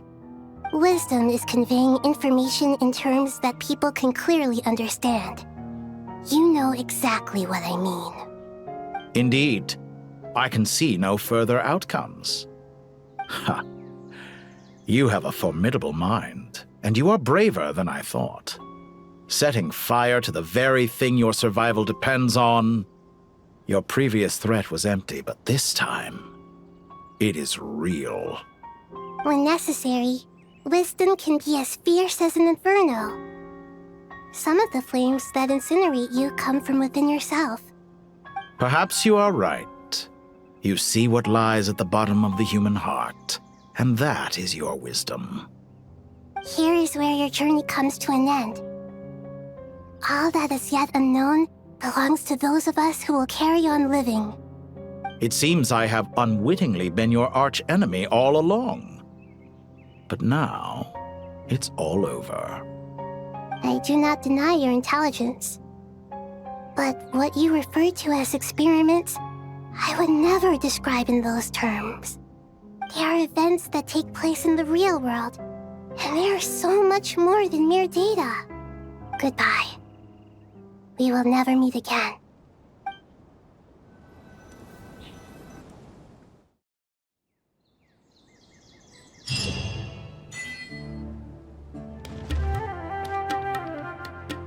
Well, that's the last of them. Everyone on the list is already back where they should be. It was a long, hard road, but we finally finished escorting everyone back. I just pray that we'll never need to leave again. I hope we can stay here forever in this peaceful paradise of our own choosing. Paradise. In the annals of the Temple of Silence, that word carries great significance. It represents the hopes and desires of the gods. Their longing for a place to rest. I wouldn't think gods need such a place. People always think they're the only ones who can lose their homes.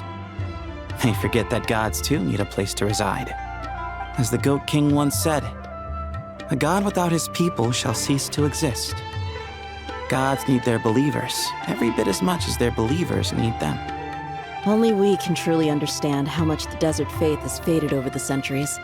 But we still talk about the gods as though they're part of our lives. Given the myriad ways in which gods and humans interact, I'd say they really are. How else could Dunyarzad consider the Dendro Archon a friend? Well, that sounds about right to me. Describing them as friends sure makes us feel a whole lot closer. If you told me a few years back that I'd have this many friends, I'd have called you a liar. Belief is a choice, just like friendship. We've made our choices through battle. The right ones, wouldn't you say? I'll be heading back to the Temple of Silence. I heard the Goat King and the Ibis King decided to pay us a visit. How about you? It's back to Aru Village for us. Still plenty of supplies to distribute and people to help. Until next time, old friend. As long as you can find the time, you're always welcome to visit us in Aru Village. Right back at you. Make sure to drop by the Temple of Silence the next time you're free. Where it is that two of the other 7 pillars, Shezapank and Bennu, might also be dropping by. Since you're wearing the symbols of their power, it'd only be fitting if you came to see them for yourselves. Dropping by? That makes it sound like they're visiting a neighbor's home. Well, the temple was founded by Hermanubis, so I guess to them, that's exactly what it is. Guess that's true. All right. We'll make sure to find time to stop by. Stay safe on your journey home. I will.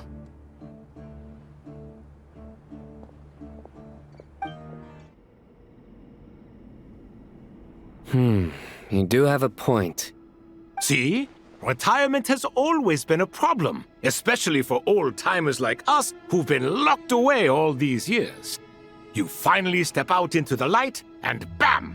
You're face to face with a whole different world. Naturally. What do you think, Layla?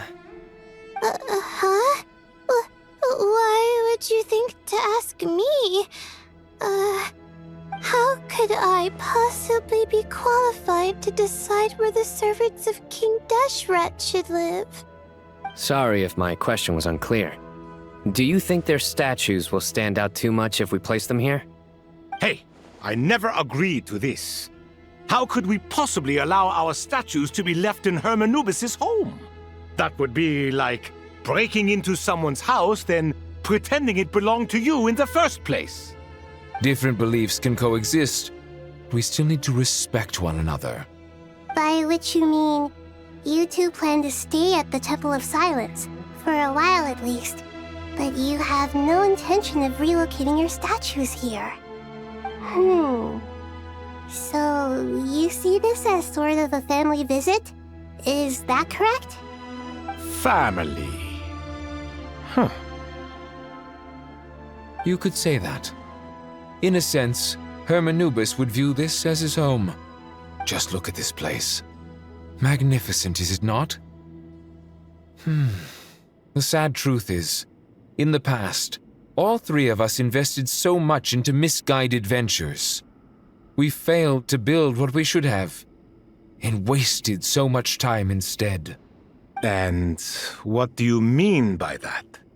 I mean that for the most part, time spent associating with the likes of Sobek, and, let's say, Thoth, might reasonably be considered wasted. Why does that not surprise me? Go on. Anyway, given how much time we'll all be spending together, I'd say that the bonds we built will end up proving to have been a sound investment. Once Sethos, the current leader of the Temple of Silence, returns, you can discuss the matter of staying here with him. But judging by the expressions of everyone here, I imagine you'll receive a very warm welcome. This sacred ground houses untold knowledge, after all. What better place for the servants of King Deshret to appear in the mortal world? How about we share a meal together first? I imagine it's been many years since you last tasted fresh food. Oh, that sounds wonderful! After so many hundreds of years, I can only surmise that desert cuisine has become a lot more varied. Are we having a get-together? If you'd like, I can help prepare some food. After all, Lord Thoth, you helped me so much in the desert, and I still haven't properly thanked you. Oh, my, that would be wonderful. I'm touched that you still remember. How the times have changed! To the people of today, it seems the Ibis King has become a kind and passionate god. And you, Mr. Herreshoff? What kind of god do you wish to be?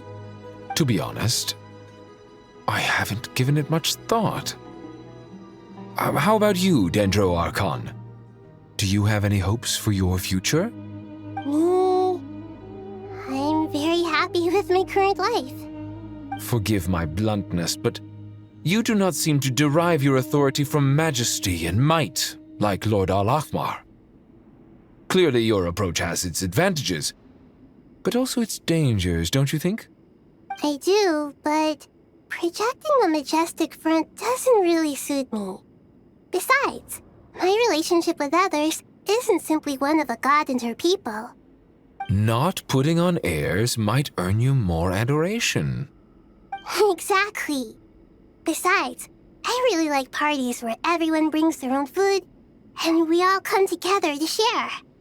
You should join us. I'm sure you'll find it fun. Last time when we got together for a picnic near the Avidia Forest, it was quite the occasion. Seeing as you're already here, how about we hold the next one in the desert? Can we do that? Wouldn't Tainari have to transport a ton of drinking water? Don't worry, I can help out. Layla, would you like to join us next time? Me? Sure. The more the merrier. That way we... Don't take this the wrong way. I just think you should know. When it comes to passing the time, chess is more our thing. In that case, Dendro Archon, what do you say? If I were to compete against you, I can't say with certainty I'd win. but I certainly wouldn't mind giving it a shot. Where's Sobek? I'm sure he'd be good for a few rounds. Cards, cards, cards! I'll always prefer chess. I wonder what variant of chess we're talking here. Mr. Thoth, is there some sort of astrological significance to this game? Oh, I'm glad you brought that up. As long as the leader of the Temple of Silence agrees, we can search Hermanubis' place for books to teach you how to play.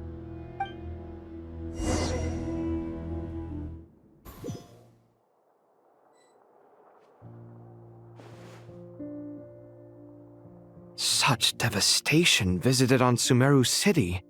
So many houses destroyed or damaged in the fighting. Who could have foreseen this? Look at all of this. It's going to take me forever to tidy up. I suppose living below the academia doesn't always work out to your advantage. I would have thought a little appreciation of my sincerity and effort in helping to clean up this mess might be in order. Helping? Effort? This is your house! Of course you should be putting in the effort! If anything, I'm the one who's helping! So you see yourself as just a helper in this situation. I must admit, I'm rather shocked. If you're trying to say that since I live here too, I have an obligation to tidy up, fine, I suppose I do. Wait a second, stop changing the subject! Nevertheless... In the wake of a great storm, a missing roof is a predictable inconvenience. Can you stop making it seem like I care more about this house than you do? Doesn't it upset you at all to see your home in this state? I won't pretend it's ideal, but that's no reason to be upset. This is the roof over your head, your shelter from the cold. The furniture is scattered, the paintings have fallen off the walls, the windows are shattered. Don't you feel even a little disheartened? The way I see it, these problems are easily solved. Ugh, this is precisely why I hate talking to you about sentimental things. It's like banging my head against a wall. You simply don't understand just how much work goes into making a proper home. It sounds like this is causing you a lot of anguish. You mean the house or the paintings? I mean your sentimentality. Oh, well, yes. But I'd rather not dwell on such things right now. Generally speaking, when anguish becomes the norm, people usually make an attempt to improve their situation. But there are so many people and things in life that are difficult to change. It's not like you can force them. Besides, anguish can be a source of inspiration. And I'm not sure I could break my reliance on it. I'm glad you're able to make yourself think like that. What kind of a response is that? I was stating a profound truth about the very nature of art. Suffering is the cradle of all creation. Even you can't deny that. And I wasn't trying to. I'm just happy for you. Pure and simple. Can't you tell? Happy about what? Happy that you can always find an answer that backs up your views. You... More often than not, life is a process of running into problems and then searching for answers. Yours more than most. Not everyone's so good at justifying things to themselves. It's something that you've been steadily mastering. Huh. What about you, then? What skills have you been mastering lately? Pass me that box. Huh? Okay. You may consider this my progress on the path to mastery. What? Wait a second. Isn't that box mine? Hey, it is! It must have fallen off that shelf. I'll hate them. Those are my paints and inks. Would you like me to put it in your bedroom for you? Huh? I mean, sure, if you don't mind. What kind of progress is this? Does he think he can bribe me? Not that giving me back my own things is much of a bribe. These books on the floor, they're a complete mess. And this one, didn't he say it was an out-of-print collectible? It's completely covered in dust, and some of its pages have even fallen out. Ugh, guess I should help him repair it. This one too. And this one.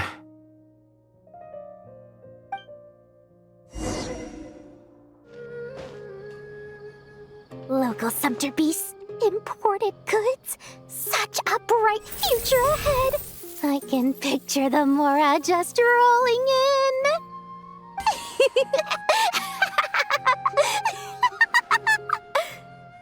You do realize you sound like a choking cow?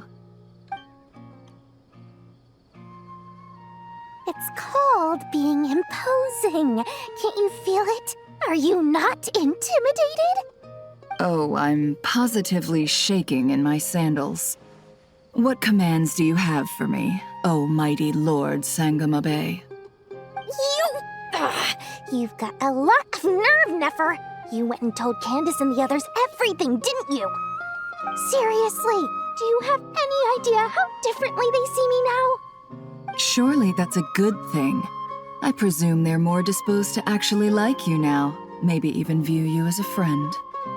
You traded my secret for sympathy! Thanks to you, I've lost every last shred of my mercantile majesty.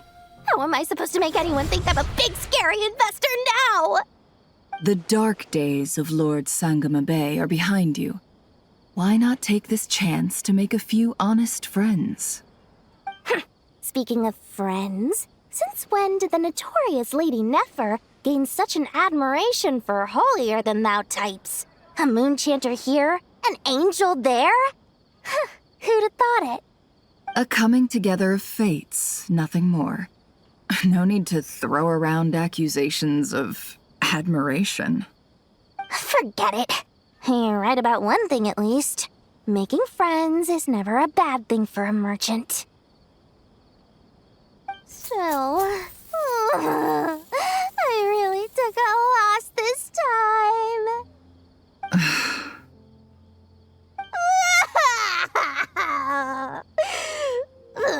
What are you looking at? I'm trying to see if you're really crying or if those are just crocodile tears. A little birdie told me that when Lord Sangamabe makes money, the tears flow from the center of her eyes, but when she loses it, they flow from the corners. Which is it this time? Ugh, you are so annoying. I'm not talking to you anymore. Nefer, thank goodness you're here. I've been looking everywhere for you. Huh? Well. If it isn't the House of Dana's very own librarian. What can I offer you today, Miss Katayun? Oh, no, I'm not here to buy. I'm here to bring Lady Nefer a book, and a fascinating one at that. We agreed to meet at the entrance to the mausoleum of King Deshret. One more thing, I bought this copy with my own money. It's not borrowed. Reasoning knows not time of day, but suspense always follows a blizzard. That's quite the mouthful. Huh? Isn't that the one that... It was all the rage for a while. People throughout the city were clamoring to get their hands on a copy. The names inside were all circled. Everyone thought it was a riddle. Don't bring up that book in my presence. I don't even want to hear its name. That thing was nothing but a scam. Surprisingly enough, I've actually heard of this book, though it doesn't seem of much consequence. So what truth lies behind it? You're from the Vahumana and you're asking me what the truth is? I'd say the actual truth was about the least important part of the whole episode. I brought you this book because it probably has the most interesting backstory of any in the House of Dana's collection, at least in recent years. As for its quality, well, you can judge that for yourself. Don't tell me it's actually any good. You may not know this, Lord Sangamabe, but Lady Nefer has a fondness for books with... how should I put this? Mixed reviews? No eye for good literature, huh? Perhaps she feels that bad books hide interesting secrets? But I shouldn't put words in her mouth. It's probably fair to say She prefers the conversations that books can spark over the substance of the books themselves. Suits my style as an intel broker, wouldn't you say? Very interesting, thank you. I'll return it to you once I'm done reading. And as it happens, I have something for you, too. Incense? I imagine you've already used up the incense I gave you last time. Here's some more. This batch is from Nodcry, so the scent won't be quite the same. Well, actually, I've been saving the incense you gave me. I couldn't bring myself to waste it without a special occasion. But I'll gladly accept this, too. And I promise I'll use it this time. Katayun, you haven't changed a bit.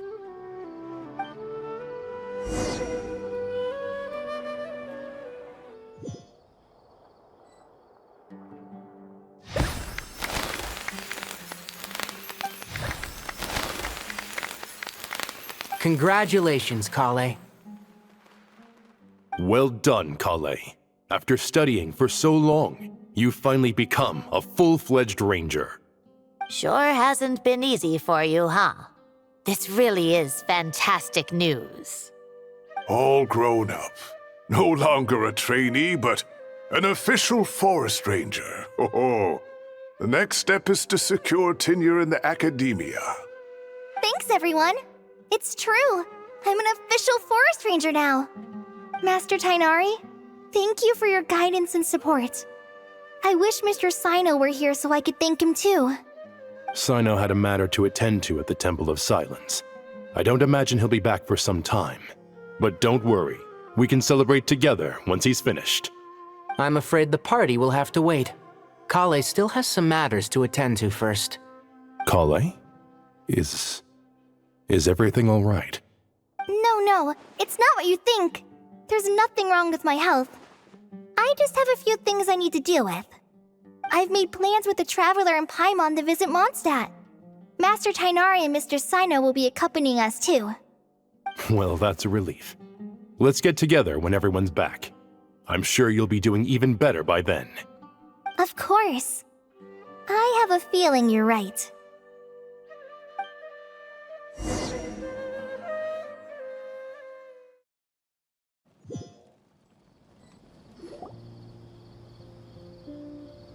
Phew! After all that catching up on sleep and food, Paimon's feeling full of vim and vigor again. For someone who spends so much time resting, your recovery routine is surprisingly simple.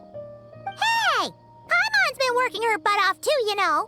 She flew all over the city helping everyone out. Don't worry, I saw how hard you worked. Alright, we all know you're the most hardworking person in Tavad. As long as you're rested and full, that's what really matters. Paimon's been looking around the place, and it seems like the city's already on the mend. But Paimon's been wondering how Nahida's doing. We should check in on her.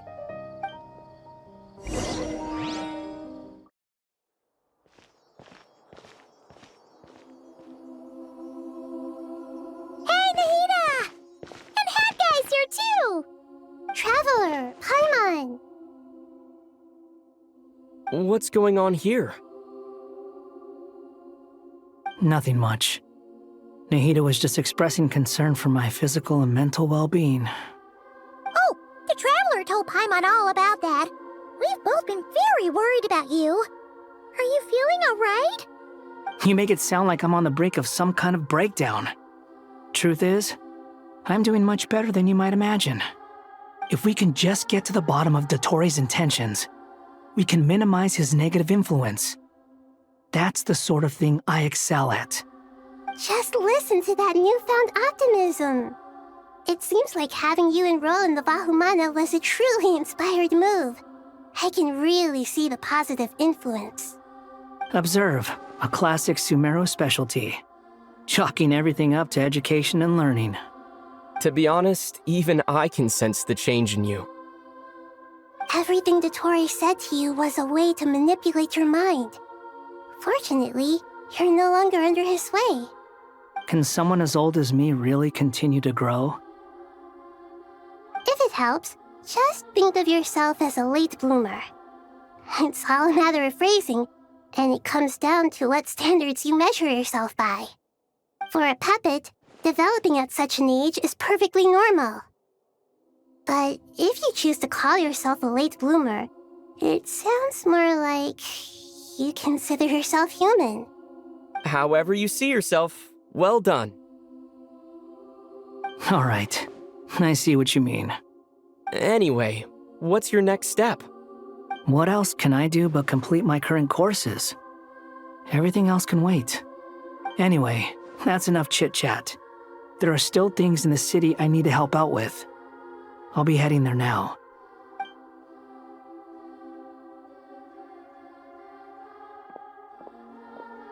I'm so happy that Hat Guy is doing better than we thought. But what about you, Nahida?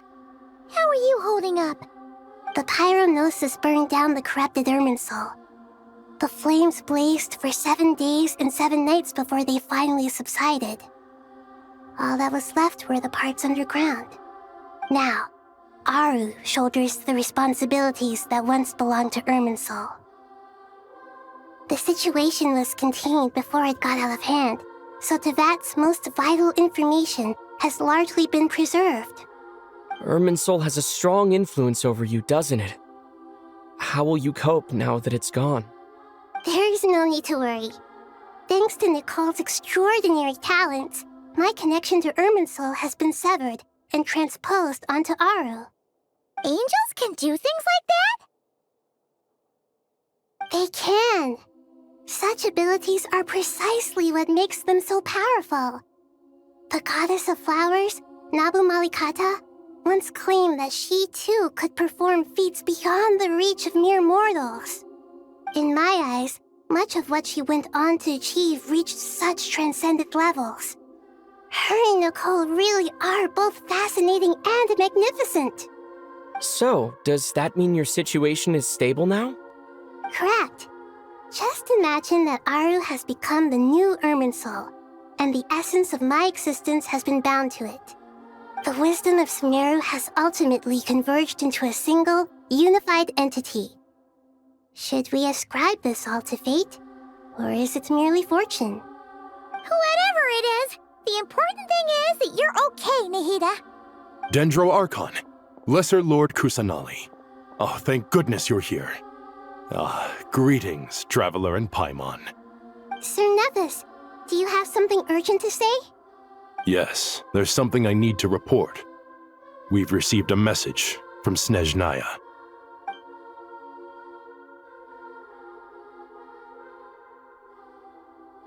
The Fatui Harbinger, the Rooster, sends us his sympathies, along with all the usual pleasantries. His stance is that, following the unrest in Nodcry, Dottore was subjected to internal censure. This madness was the act of a rogue element, one who cannot be seen to represent the Zapoliarni Palace. No less than can be expected. Snezhnaya paid a heavy price working to stop him. They even lost one of their own harbingers. The letter goes on to say that even so, Snezhnaya cannot claim to be blameless. Apparently, they will deal with Dottore's subordinates in accordance with Snezhnayan law, holding all those involved in his crimes accountable. Additionally, they are supplying relief funds and supplies, which are already en route. They hope this will aid in Sumeru's reconstruction. Sounds like he's got an answer for everything. True. But as diplomatic rhetoric goes, it's highly effective. Completely watertight, both in logic and sentiment. This disaster has had a profound impact on Sumeru. There is much that I will keep in my heart. The matter of Dottore can be seen as settled for now. We are sure to cross paths again in the future, and in that light, Snezhnaya would do well to uphold their responsibilities and keep a tight rein over their actions. With Irminsul burned, the flow of fate now carries many more possibilities. I will be watching carefully. Perhaps we can move on to a less serious matter? Dendro Archon, will you eat with us once this matter is dealt with? Everyone wishes to celebrate together. Your presence would be most welcome. Of course! Junior Zod, Sino, and Hypatia all told me the same thing. If there isn't enough room for everyone, we can arrange back-to-back feasts. What a wonderful idea. That just leaves the question of what we should eat. Not more tomatoes, surely. More? Dendro Archon, what do you mean by more tomatoes? Those good friends of yours are always talking about tomatoes. Sometimes when I'm walking through the city, I can even hear them arguing in the fields. Since you see them so often, you must hear about tomatoes even more than I do. Tomatoes. Tomatoes. The word has a certain magic to it. Like the autumn fur of a sumpter beast swirling in the wind, sometimes flying up my nose. Tomatoes. What can we make with tomatoes? Wait, why tomatoes? Take your time, there's no need to rush. The Traveler, Paimon, and I still have somewhere we need to visit. You'll have plenty of time to think it over before I return. Does this mean you're going to Natlan? Meeting them there in person. It will require a long journey. I know. But this is necessary. I must go myself. Traveler, Paimon, we'll set off as soon as you're ready. Is that all right? Sure. We'll be ready whenever you are. You'll hear no objections from Paimon. We should grab some snacks along the way, though. It'll be just like going on a long holiday. Wonderful. I'm looking forward to this so much.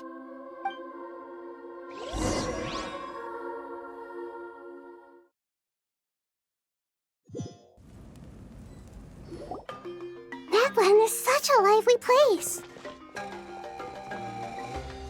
It's super cheerful and positive, too.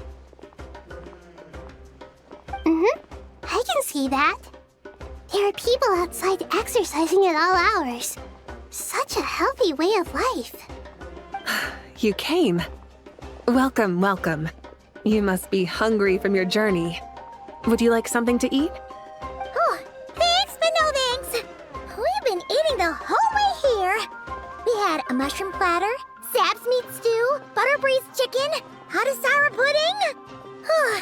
Paimon's positively stuffed. All right. No need for all that detail. I'm starting to get hungry myself. Maybe later then. We can wait till everyone's got an appetite. Then I'll head out for a meal together. Sounds like a plan. Let's find somewhere to sit down.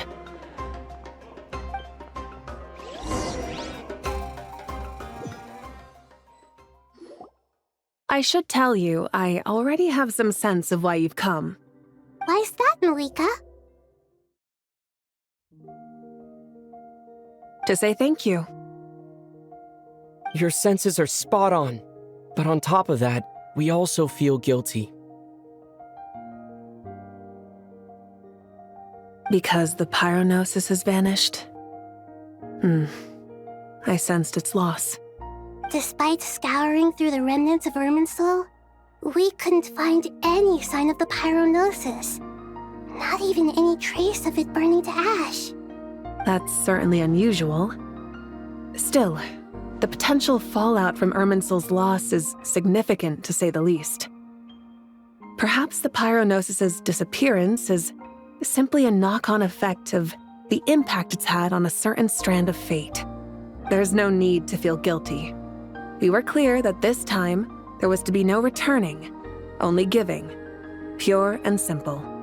Thank you really is a fascinating phrase.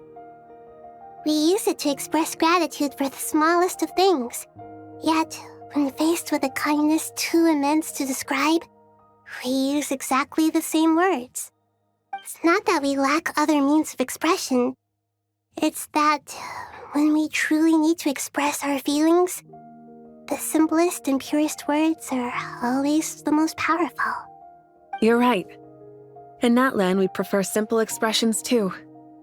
Companionship, friendship, support. They might not sound fancy, but the sentiment behind them is sincere. That's wonderful to hear. Sincere feelings are often a vehicle for the deepest wisdom of all.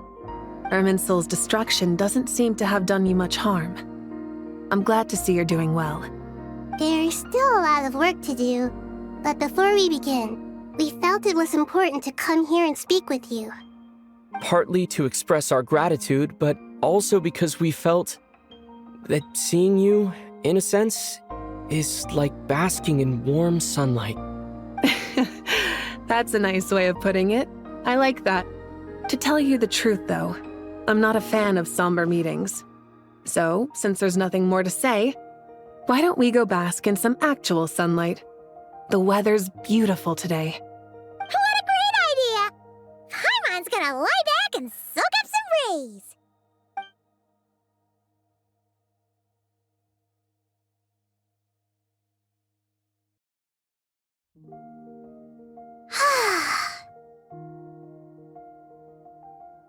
In that case, I think I'll lie down for a bit too before we head to our next stop. And where might that be? Mondstadt. Paimon and I are gonna head back there with Kale and the gang.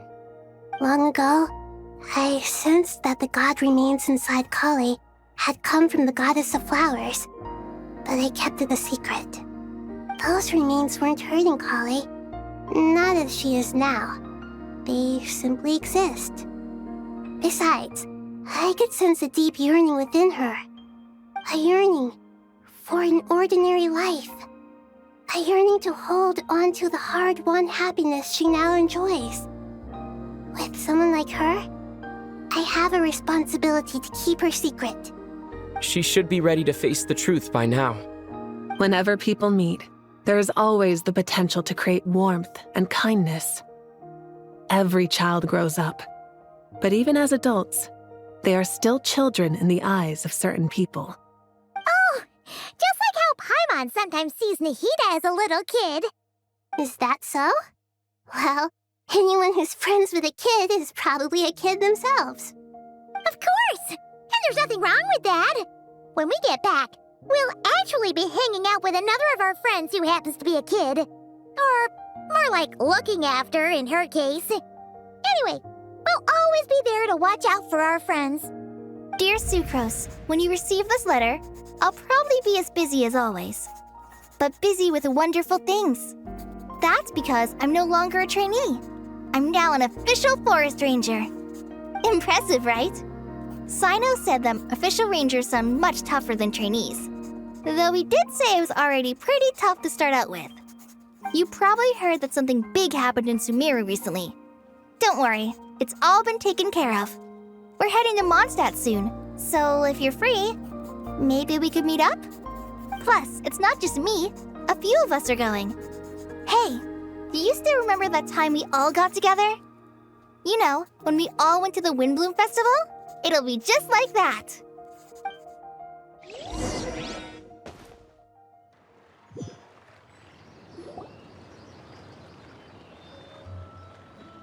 Dainari, is that... Don't you say it! Is that the great Vayu-Vyastra? Behold, the great Vayu-Vyastra, General Mahamatra. How times have changed. I wasn't expecting you to beat me to the punchline. You've changed. You've really upped the aggression in your battle against Sino's jokes. Kale, how did you know what I was going to say? For the love of... Hey! Traveler! Paimon, you're right on time! I hope we haven't kept you waiting. Kale! Sucrose! It's been so long! How have you been? I've been well. Everything's going great. What about you? Are you still busy? Not at the moment. Oh, right! That juicer you gave us works amazing! Farzan loves it! Seriously? That's wonderful. I don't suppose you drew up a detailed test report. Oh, what fruits did you use? How's the texture of the final product? Sucrose, You might want to try asking your questions one at a time. Albedo! Paimon didn't see you there! It's been a while since all of us were together like this. How about we follow the same plan as last time? Good idea, my friend. You never disappoint. So, what are your identities this time? Don't remind him. First things first. Allow me to introduce our very own official Forest Ranger Kale.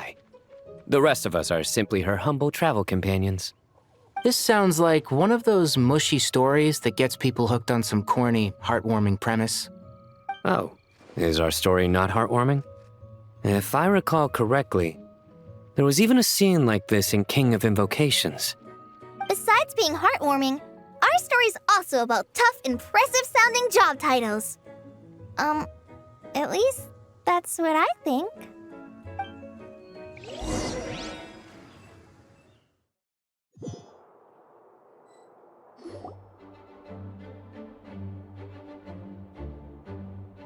Oh, you're here already? I'm still giving Dodeko a little trim. I won't be a moment. A trim? Does Dodeko need haircuts too? Of course. It's important to know how to take loving care of the apples of your eye. All of these trivial matters get left to me. It's because I'm an angel, and angels are, in a way, the guardians of all Teyvat. Oh, right! Well, that's definitely an impressive-sounding job title. What are you writing? I'm just brainstorming some cool-sounding lines. Oh, write them on these card backs. Of course. Clearly, my lines are pretty amazing, wouldn't you say? Miss Nicole. Kale? You seem a little nervous. I was just wondering, who was the person you mentioned who needed their wish fulfilled? Wish? What do you mean? Miss Nicole asked if we could meet up in Mondstadt once everything was over. She said a friend of hers had a wish that needed my help to come true. Well, you never mentioned that before.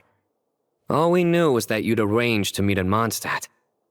But we thought it had something to do with the god remains. To be fair, everything I told you was true. Anyway, my friend is waiting. Come on, let's pay her a visit.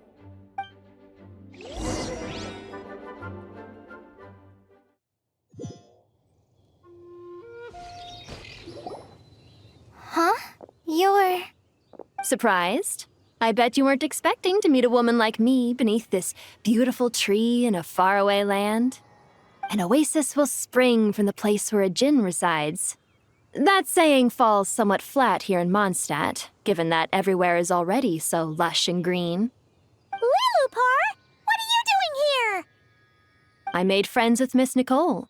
I asked her to bring me here and then invite Kale to come. The prologue to this story is that I have a wish. It has stirred within my heart for centuries, millennia even. Originally, it was merely Al-Ahmar's lie, but now it has become reality. Could this be... related to the goddess of flowers?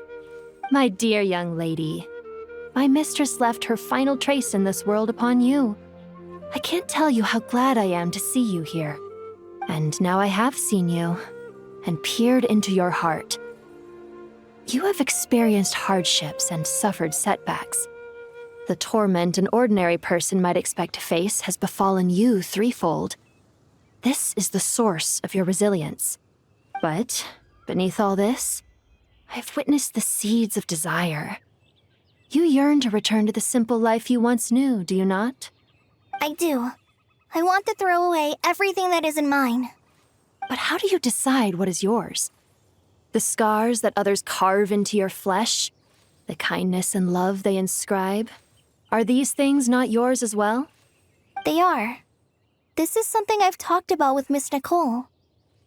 Miss Nicole said I should learn how to adjust my standards. I just want to live as an ordinary human. Anything beyond that isn't mine. Don't you want anything from the remains of the goddess of flowers? She gave me a revelation once. I think that's already more than enough. In the past, you would not have possessed such a rich heart. Your brief life has taught you to hold on to everything good, to home in on kindness. How fascinating. You're nothing like Nabu Malikata, and you're certainly not her. Of course not. I'm not some great and powerful being, Miss Lilopar. Yet I am a Djinn. We exist because of the Lord of Flowers. We revere and love her. My wish is to see her one last time, to give everything for her. Kale, can you do this for me? But her remains won't be easy to remove. Are you sure this is what you want? That's beside the point. First, I need to know. Are you willing to do something for the soul of this lonely, wandering woman? I'm willing. But look, you know nothing about me. Even if you have heard the stories about me, all you would know is that I was rightly punished for the many evil deeds I committed. Ah, so you do know. Your lips are quivering, your eyes trembling, and still you're willing to do something for me. Life has been cruel to you, and yet you've learned to be kind. My dear young lady, to repay your kindness, I too must play my part. Are you sure about this, Lilopar? I yearn to see my mistress.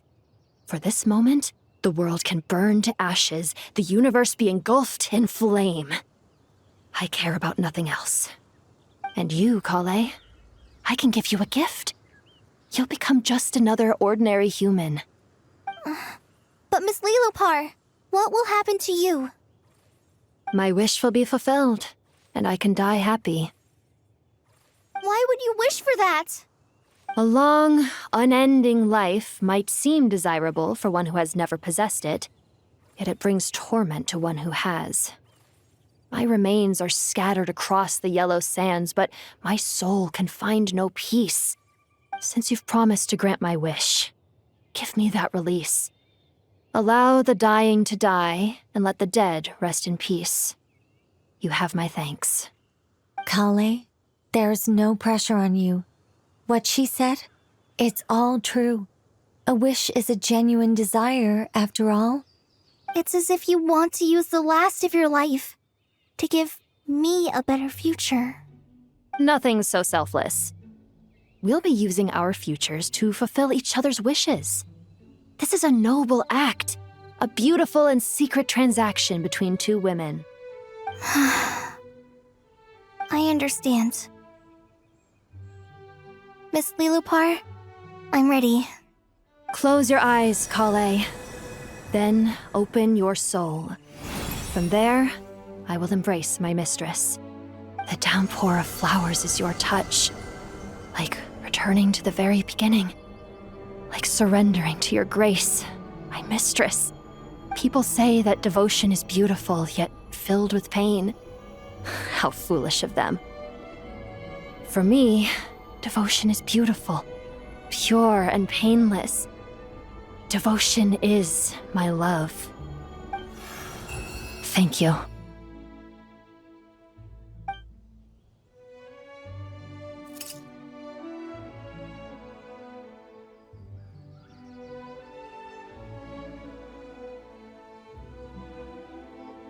Lilopar! She disappeared? She left, carrying the blessing of flowers. Kale, are you alright? I'm fine. Now that the remains are gone, I don't actually feel any different at all. Those remains weren't hurting Kale. Not as she is now. They simply exist. Besides, I could sense a deep yearning within her. Kale must have already received what she was yearning for. I'm doing fine. I feel relaxed. There's really no need to worry. Then my wish has come true, too. To become ordinary? That's just one of my wishes. Actually, I have a few more. For instance, I want to protect the people I meet and help them find happiness. That sort of thing.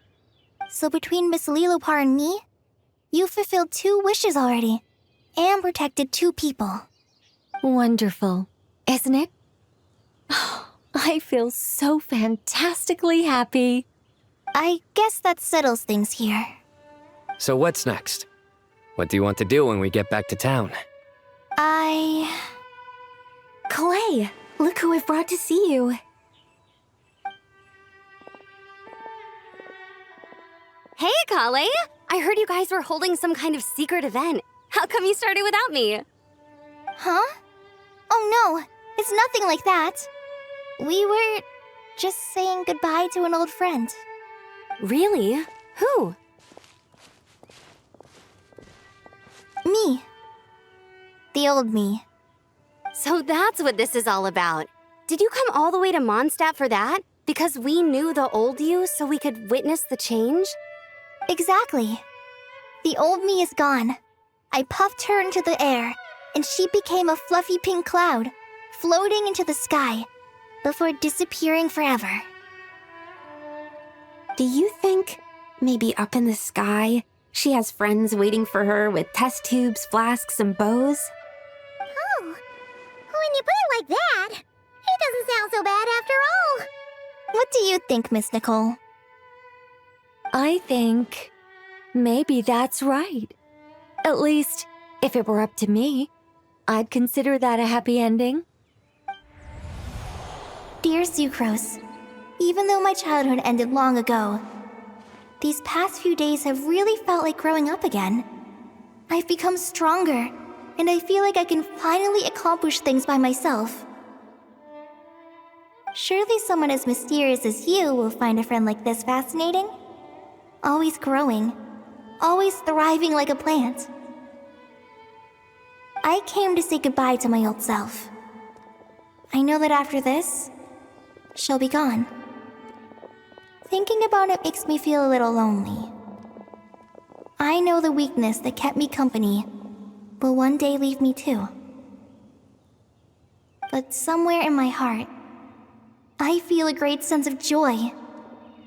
It feels like I've always wanted to take this step, to walk towards the new me.